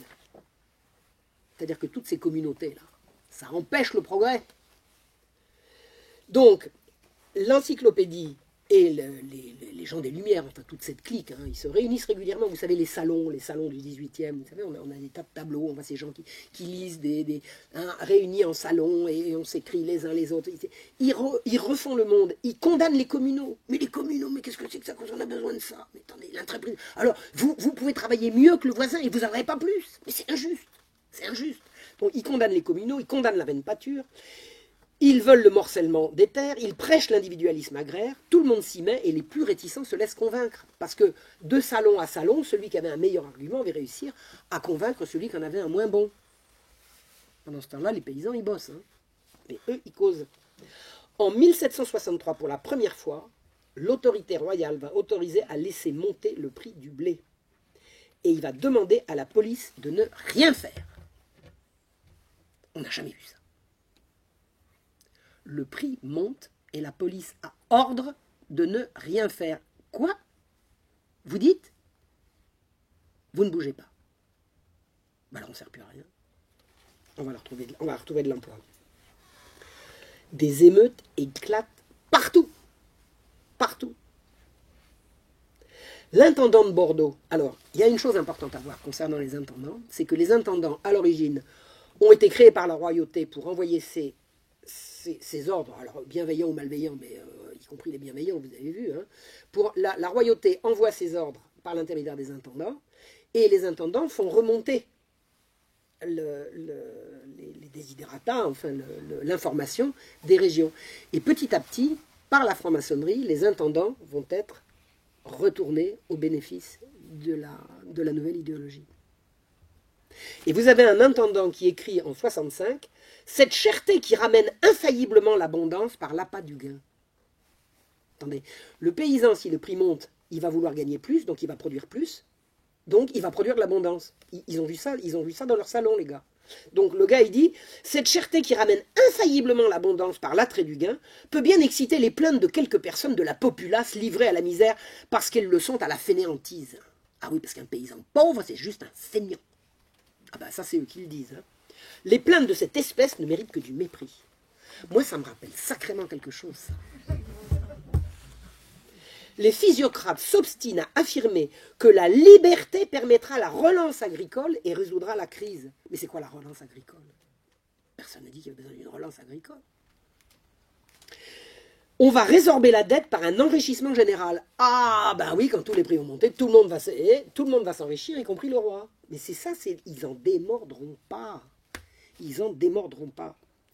Et il dit, il faut empêcher que les grains soient à un prix qui décourage le cultivateur. Si le prix est trop bas, le cultivateur est découragé de travailler. Vous avez déjà vu un paysan qui ne va pas aller au champ parce que, ah bah ce matin, le prix du blé, il est pas des mois, alors je reste couché. Non mais attendez, ils n'ont jamais vu un paysan, ces gens-là. Par contre, ce qu'ils savent, c'est que les gens qui ont acheté la terre, ils se disent paysans. Voltaire, il écrit « Moi qui cultive la terre !» Il était propriétaire terrien, ça c'est sûr, il avait des paysans qui... Il disait « Moi qui cultive la terre !» Donc il parlait comme paysan. Vous voyez l'arnaque? Il dit la hausse des prix. Alors, le bas prix des céréales est la vraie cause de la disette. On travaille moins quand on pense qu'on va gagner peu. Où est-ce qu'ils ont vu ça? La hausse du prix des produits provoquera celle de la main-d'œuvre. Écoutez, Turgot l'a écrit ça. La hausse des prix va provoquer la hausse de la main-d'œuvre. Il n'a jamais vu des ouvriers pas bien payés, lui. Mais ils ont vu jouer ça où? Ils l'ont pas que dit, ils l'ont écrit. Ils ont dit, mais si, les salaires vont augmenter puisque les prix augmentent. Mais c'est pas vrai. Ça n'a jamais été vrai. C'est comme si on vous disait, bah attendez, c'est pas dur, ne vous plaignez pas que le gasoil augmente. Dès que le gasoil augmente, les revenus des gens augmentent aussi. Bah voyons. Hein, on l'a tous remarqué. Ce sera l'illusion répétée ad nauseam, mais jamais vraie. On va juste voir les pauvres s'appauvrir et les riches s'enrichir, c'est tout. C'est tout ce qu'il y a à voir dans le mouvement physiocratique. Il n'y a pas autre chose à voir. Et c'est comme ça que ça s'est passé. Les riches se sont obstinés à faire capoter toute tentative de réforme fiscale qui les ferait contribuer. Alors, je vous explique le coût des impôts. Le coût des impôts, c'est pourquoi est-ce que les nobles ne payent pas d'impôts? Les nobles ne payent pas d'impôts. Être anobli, c'est bien parce qu'on ne paye plus d'impôts. Pourquoi on ne paye pas d'impôts? Parce qu'on paye déjà. Un noble, à l'origine, c'est un guerrier. Qu'est-ce que c'est qu'un guerrier? Le noble, c'est celui qui va à la guerre. Il paye l'impôt du sang. hein, et puis il le paye vraiment. Il y a eu un moment à la cour de Versailles où la totalité de la galerie des glaces était occupée par des estropiés. Une jambe en moins, un bras en moins, un doigt en moins, un œil en moins. Ils payent le prix du sang. Donc ça, c'est un impôt qu'ils payent. L'Église, elle paye également. Elle paye d'abord parce qu'elle rend gratuitement tous les services. Alors l'Église, elle n'est pas payée par le budget de l'État. L'Église, elle est payée par la dîme. C'est-à-dire que c'est la population qui, par sa contribution, paye l'Église. Et l'Église, en échange, elle assure la gratuité de l'enseignement, des soins, de la lutte contre la pauvreté, la recherche, l'université. Tout ça, c'est fourni par l'Église. Donc on va faire payer qui, les bourgeois? Ah bah non, quand même pas. Ah non. Ah, quand même pas payer. Oh, oh ouais, quand même. Quand même. Alors on fait payer les autres. On fait payer les pauvres. Voilà. Donc, les riches se sont obstinés à faire capoter toute tentative de réforme fiscale qui les ferait contribuer. Donc qu'est-ce qui reste? Qu'est-ce qui reste au roi? Il va essayer la solution des physiocrates. Il ne peut pas augmenter les impôts, c'est déjà... Vous savez comme on dit, trop d'impôts tue l'impôt. Au bout d'un moment, on ne peut pas plus. Bon, donc il ne peut pas augmenter les impôts. Il ne peut pas en créer de nouveaux. Il ne peut plus emprunter. Vous savez que quand le roi emprunte, il emprunte à la population, il n'y a pas de banque. Hein. Le roi, il emprunte, il dit, tiens, je cherche de l'argent, qui en a? Hop, les gens se précipitent et ils disent, Majesté, voilà, moi j'ai de l'argent pour vous. Et puis en échange, bon... Mais si le roi, on sait qu'il est endetté, qu'il ne va pas pouvoir rembourser, les gens ne prêtent plus. Hein. Sauf les petits amis de la Pompadour. Mais alors, la douloureuse s'alourdit. Donc qu'est-ce qui lui reste au roi? On dit, Majesté, tentez, on vous le dit, la physiocratie. Vous allez vous enrichir, on va tout régler. Arrêtez avec la police, arrêtez avec la taxation. Laissez courir le prix du blé. C'est la solution, on vous le dit. Vous n'avez pas voulu vous écouter. C'est de la superstition, tout ça. Et on explique ça au roi, alors, avec sa Pompadour. Là. Oh là là, mon Dieu, la garce que c'était. Oh là là là. Oh, cette bonne femme. Ouh. Enfin, bref. Donc, la seule solution pour le roi, pour pouvoir... vous savez, le roi, il faut qu'il paye ses fonctionnaires. Hein. Un roi sans argent, ça... Écoutez, tous les rois ont couru après l'argent. Tous. Tous. Alors, il y a des rois, on dit, oh, roi faussaire, Philippe le Bel, il a dévalué. Bon, il n'y a pas que Philippe le Bel qui a dévalué, mais tous les rois ont couru après l'argent. Mais alors là, ça devient chronique et dramatique. Mais Louis XV est le premier, il est le premier, il y en a un deuxième, ça sera Louis XVI, qui a accepté de renoncer à son rôle de père nourricier du peuple pour résoudre la dette. On n'avait jamais vu ça. Mais puisque ça allait résoudre le problème de la dette et que la dette était le problème récurrent, il a dit, bah d'accord. Alors, il avait chassé les jésuites. Voltaire avait fait tout sa truc en disant, parce que le principe du libéralisme économique, c'était quand même beaucoup plus dans l'idéologie protestante que chez les catholiques. Hein. Les protestants, ils étaient d'accord avec ça. Alors, oui, parce que le prêt à intérêt est interdit chez les catholiques, pas chez les protestants. Donc, on va faire une expérience de physiocratie.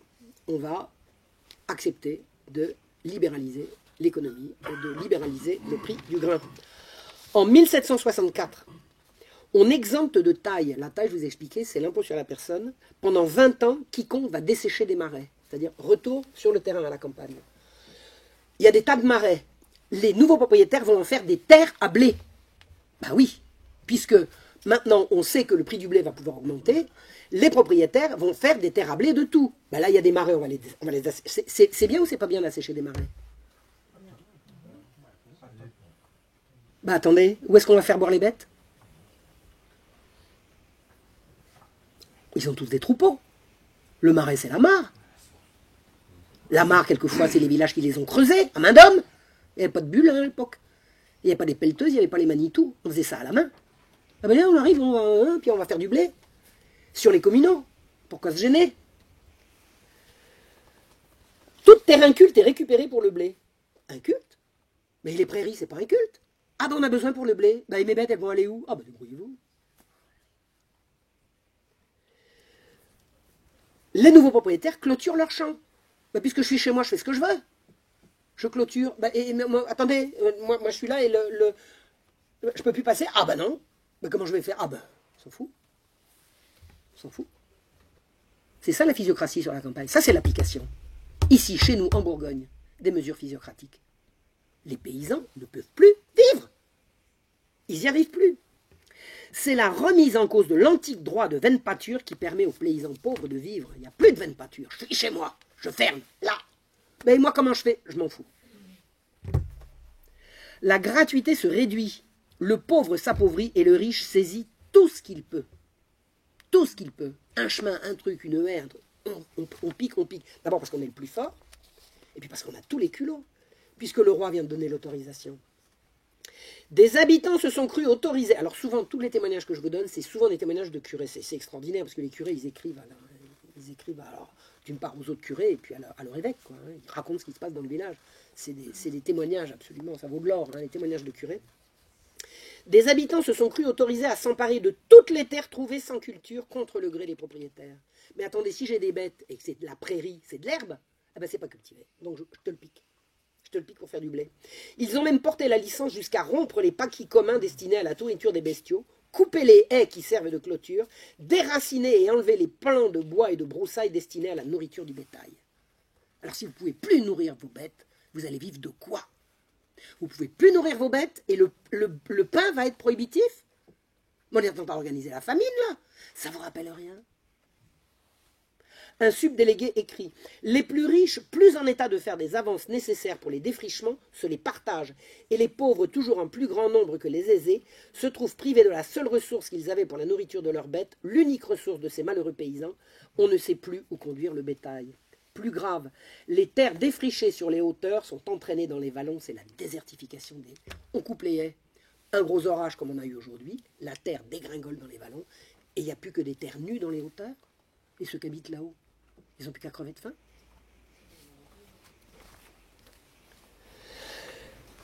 On voit arriver une nouvelle misère qui n'est pas justifiée. Avant, on savait, c'est pas la guerre, c'est pas les cieux, et c'est pas les impôts. C'est quoi? C'est les lumières. C'est la nouveauté. Qu'est-ce qui met ça?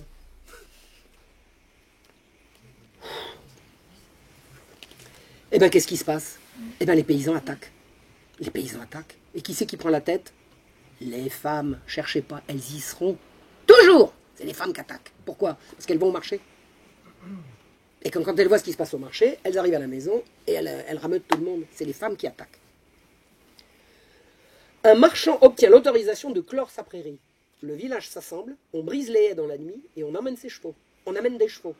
Le marchand veut les chasser, mais les jeunes gens qui les gardent s'y opposent.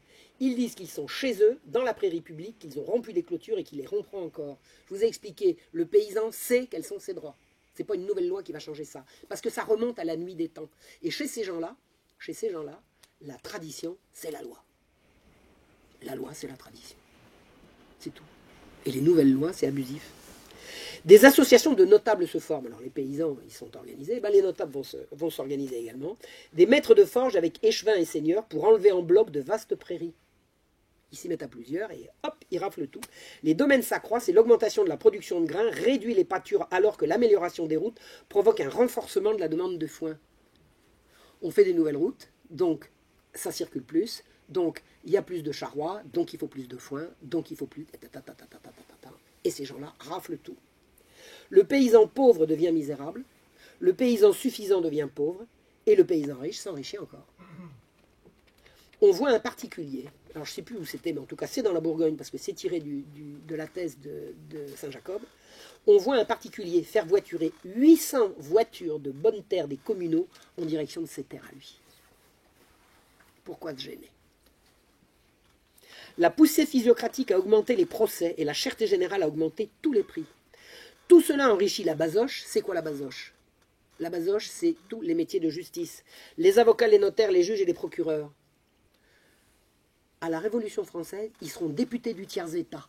Ils vont défendre le peuple. Hein, le peuple, ça va être eux. C'est eux qui vont défendre le peuple. Il y a combien de paysans aux États généraux, à l'Assemblée, enfin aux États généraux? Combien il y en a? Breton. Tous les représentants des campagnes et du peuple entre guillemets, c'est ces gens-là.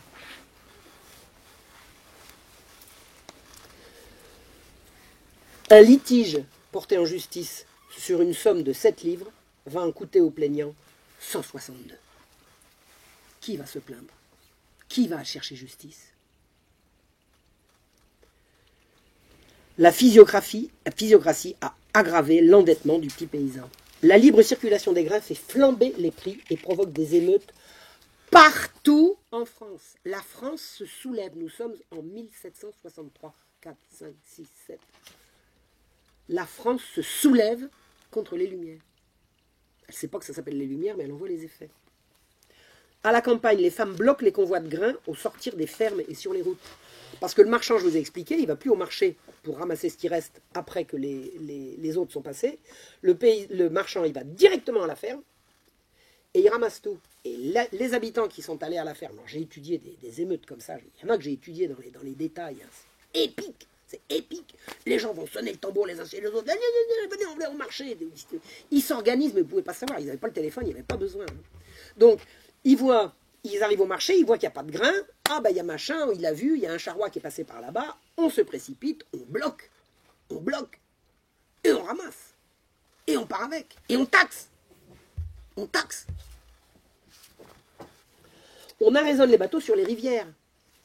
Le charroi, il va jusqu'à la rivière, on remplit une barge, et puis après la barge, elle part où la barge? Elle part à Paris. Hein. Les barges, elles vont à Paris. Elles vont à Paris, c'est certain. Donc, sur les marchés, on exige la taxation. Mais la taxation, depuis la nouvelle loi, elle est interdite. La taxation est interdite, alors qu'elle était la règle d'or du commerce des subsistances. Quelques émeutes urbaines impressionnantes de milliers de personnes à Sens, Amiens, Troyes, Lyon, Nancy. À Nancy, 3 jours d'émeutes sans discontinuer. Sans discontinuer. La taxation populaire se fait partout. Le prix est taxé collectivement. Et tenez-vous bien, une fois que la population a taxé, le prix de la taxe est respecté. C'est-à-dire que la population impose la taxation qu'elle considère comme un droit divin, et une fois que la taxe est imposée, elle est respectée. À Troyes, en 67, interception un dimanche soir d'un convoi de céréales en partance pour la Bourgogne. Ah, on a fait une grosse prise. On bat les gardes qui protègent le convoi. Le grain est placé en dépôt dans une auberge. Alors hop, on saisit, on réquisitionne. Des centaines de gens s'assemblent avec des torches et marchent sur la maison des marchands et des bourgeois, connus comme spéculateurs et stockeurs. Aïe, aïe, aïe, moi j'aimerais pas être à l'intérieur, là, avec toute la foule qui gronde avec les torches à la main. Le grain sera vendu au bon prix, le prix taxé. La police est bien évidemment submergée. La police ne fera rien. Mais la police, ils n'ont pas les moyens. La police, ils étaient formés et payés à surveiller les marchands, pas à arrêter des émeutes. Hein. Donc, la police était là pour protéger la population des marchands. Ça va changer, on va y venir.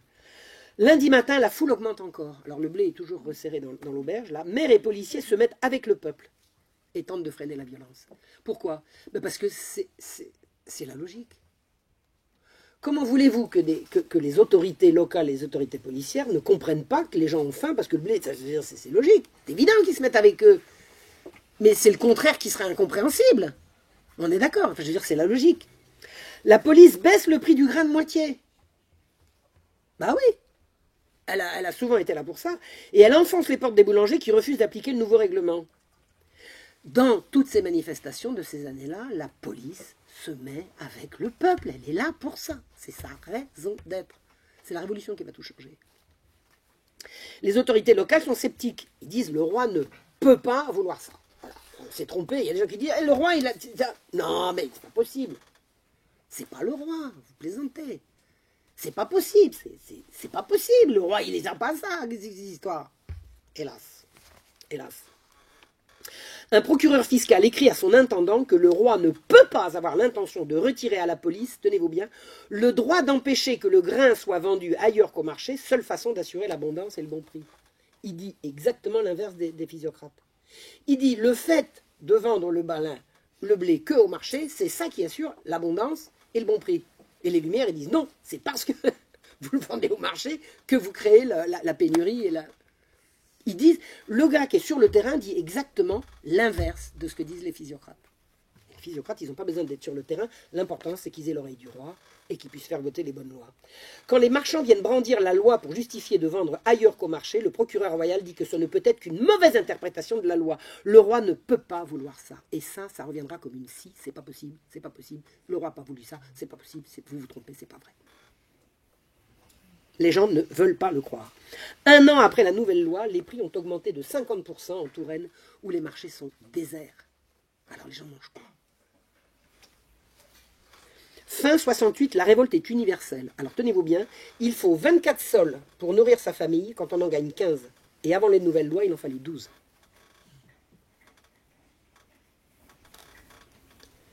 La police obéit aux diktats libéraux, mais ils reçoivent des réprimandes de leurs supérieurs. Partout où la police fait la résistance, elle reçoit des semonces. Et il y en a qui vont être punis. Et gravement punis pour avoir désobéi. Premier bilan après 6 ans de libéralisme physiocratique. Entre 1763 et 1768, les prix ont augmenté. Alors on parle des prix des subsistances, on parle du pain. En Champagne, plus 80%. À Orléans, plus 100%. Tours, 53%, Soissons, 119%, Rouen, 110%, Caen, 66%, région parisienne, 110%, Paris-Ville, 110%. Les prix exorbitants des denrées de première nécessité fait également monter à l'excès celui des matières premières destinées à être mises en œuvre. Tout devient inabordable. Majesté, c'est pas grave, vous allez vous enrichir, ça va aller bien. Ne vous inquiétez pas, ça va s'arrêter. Ça va s'arranger, ça va s'arranger. Le peuple est contre partout, toujours. Les émeutes sont incessantes. Les gens n'en veulent pas. Le peuple de France ne veut pas de ces mesures. Et c'est ça qui va faire tomber la monarchie. Le roi a signé, il faut le savoir. Le roi ne peut pas vouloir, ben si, il a voulu. Je ne dis pas qu'il a voulu, en tout cas, il a cédé. Il a accepté. Il a validé. On va trouver un texte qui dit, en 1768, sous Henri IV, on avait éprouvé une cherté de pain occasionnée par les guerres. Mais dans ce temps, on avait un roi. Sous Louis XIV, on avait également éprouvé plusieurs autres chertés de pain, produites tantôt par les guerres, tantôt par une disette réelle, mais qui avaient pour cause l'intempérie des saisons. Mais on avait encore un roi. Au temps présent, on ne peut attribuer la cherté du pain ni aux guerres, ni à une disette réelle, du blé, mais on n'a point de roi, parce que le roi est marchand de blé. C'est pas vrai en fait, le roi n'était pas marchand de blé. Mais la seule explication que les gens ont trouvée, c'est de dire c'est pas possible, il s'enrichit dessus. Eh bien, c'est la fin de la monarchie. Encore 30 ans et c'est fini. Mais les gens n'ont pas voulu renverser le roi parce qu'il était le roi, parce qu'il ne l'était plus.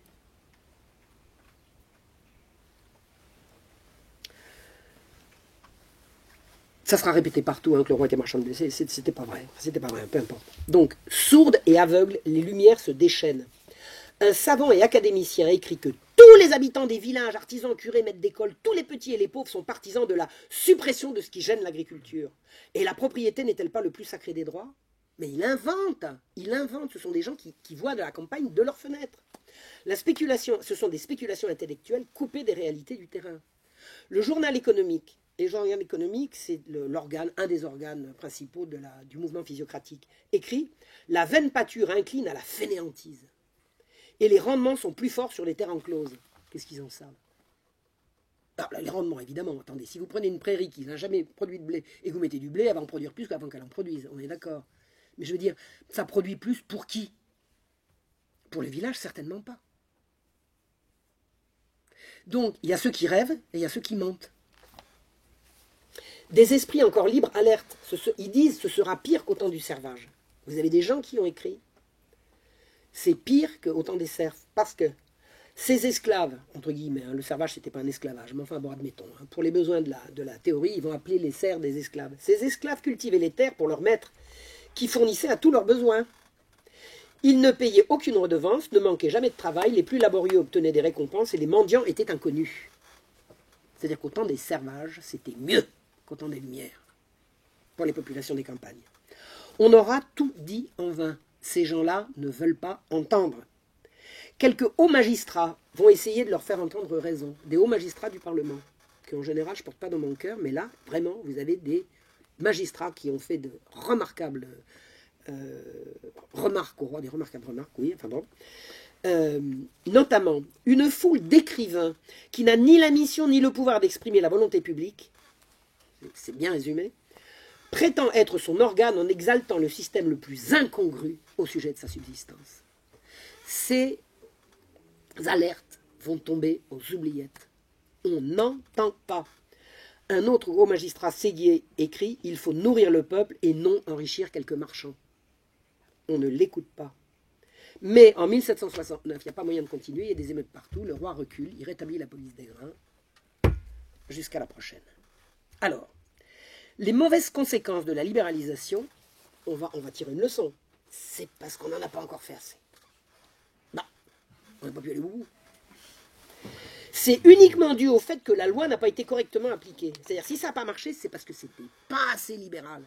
On ne l'a pas entendu, ça, 25 fois. Si ça n'a pas marché, c'est parce qu'on n'en a pas fait assez. Et on va remettre ça dès que possible. Turgot, en 1774-75, qui déclenchera la guerre des farines. Et en fait, en 1787, on se rapproche de vous, devinez quoi, face à un déficit budgétaire désespérant, le roi va recommencer. Alors, la Révolution va constitutionnaliser l'économie de marché, avec loi martiale pour celui qui s'y opposera. C'est-à-dire que les premières mesures de la Révolution française, ça va être de graver dans le marbre par la constitutionnalisation, il est interdit d'empêcher le blé de circuler. Et ceux qui empêchent les convois de grains de circuler, loi martiale, vous savez ce que c'est la loi martiale? C'est on vous tire dedans. Le bilan de la physiocratie. La médiocrité de la vie du paysan était due au ciel, aux impôts et aux guerres. Pour la première fois, le paysan peine à trouver des terres, il ne sait plus où mener sa charrue. Le paysan n'a plus assez de terre. Il ne sait plus où aller. Les champs sont clos. Il peut... Attends, des paysans sans terre, c'est... En France, le paysan a froid, il n'a plus de bois. Ben oui, ça a été privatisé. Chaque hiver, la consommation du riche, doublée et quadruplée par un luxe destructeur, a resserré la consommation du pauvre et le livre sans pitié à la rigueur du froid, dont il n'a plus les moyens de se garantir. Hier encore, il se chauffait gratuitement. Vous avez des gens qui meurent de froid alors que le bois est à côté. Et ils n'ont plus le droit d'y aller. Et moi, j'ai suivi des émeutes, notamment du côté des Tempes, extraordinaires. Le nouveau propriétaire du bois a dit « je suis chez moi ».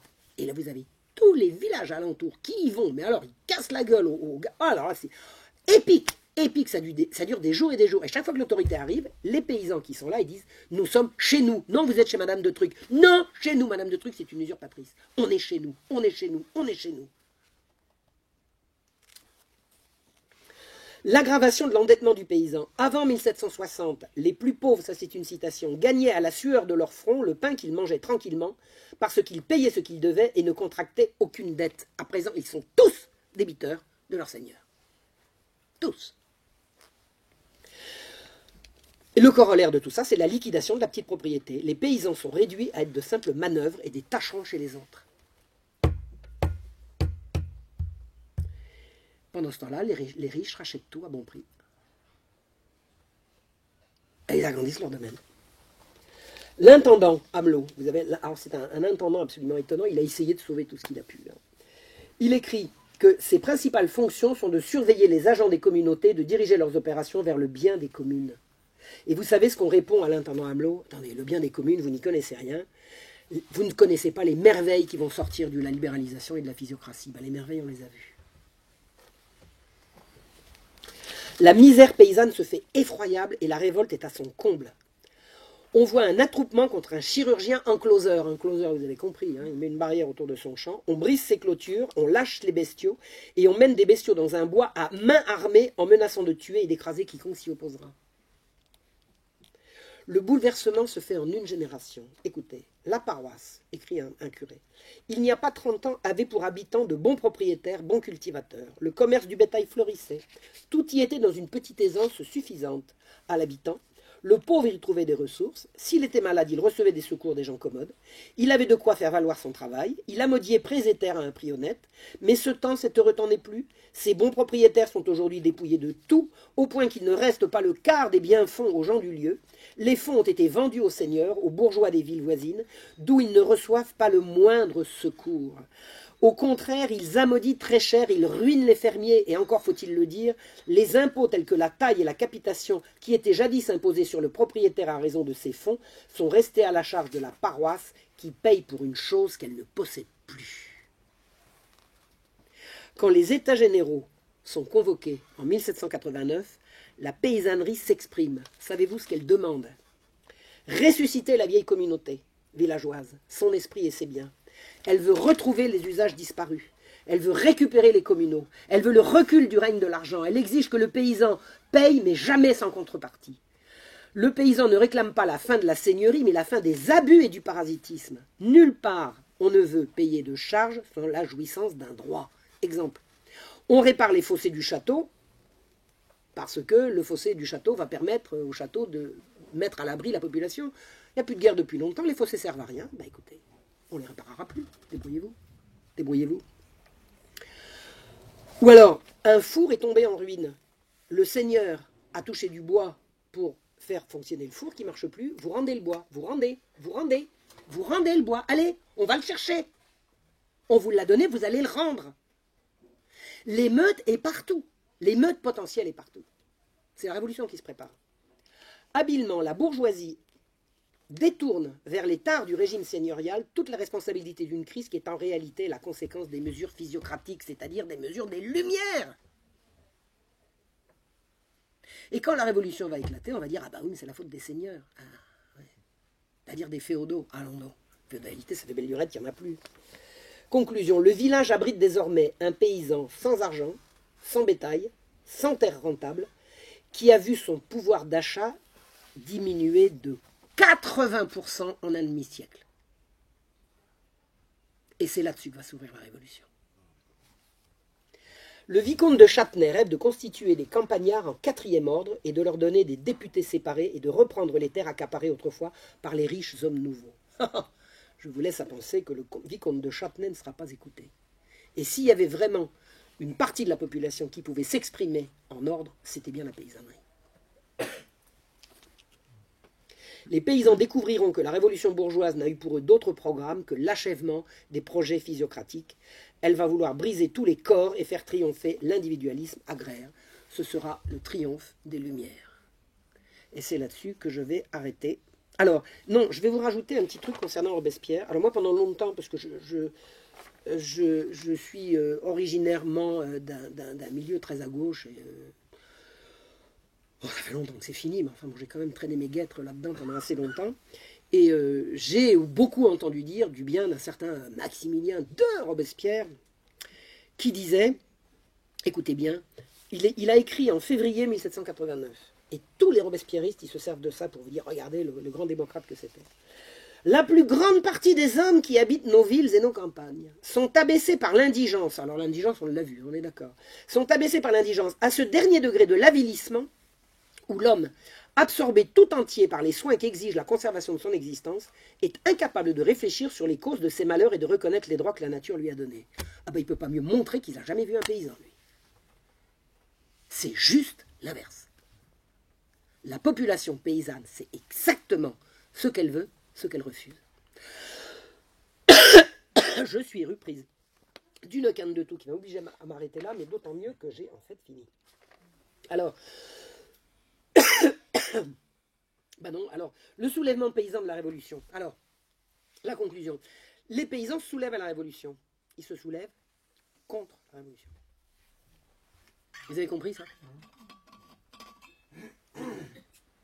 Alors, je vous prépare un bouquin. Il faut que Dieu me prête vie, hein, parce que ça va s'appeler Le pain du peuple. Le pain du peuple. En 1792, tout le bassin parisien, le bassin parisien c'est large, hein, était en insurrection contre la Révolution. Au cri de taxation, taxation, taxation. Et on tirait dans le tas. On tirait dans le tas. Et vous savez ce qu'on a fait pour les faire taire? Une bonne guerre. On va faire une bonne guerre. Et on est allé les envoyer se faire trouver la peau aux frontières. Et après on a coupé la tête du roi. Alors, pour résumer, 1763, Louis XV autorise la libre circulation des grains. 68, il recule. Louis XVI, 1774-75, il recommence. 76, il recule. 87, il recommence. 89, il a plus son mot à dire. Et 93, on lui coupe l'envie de revenir en arrière. Ça, c'est les Lumières.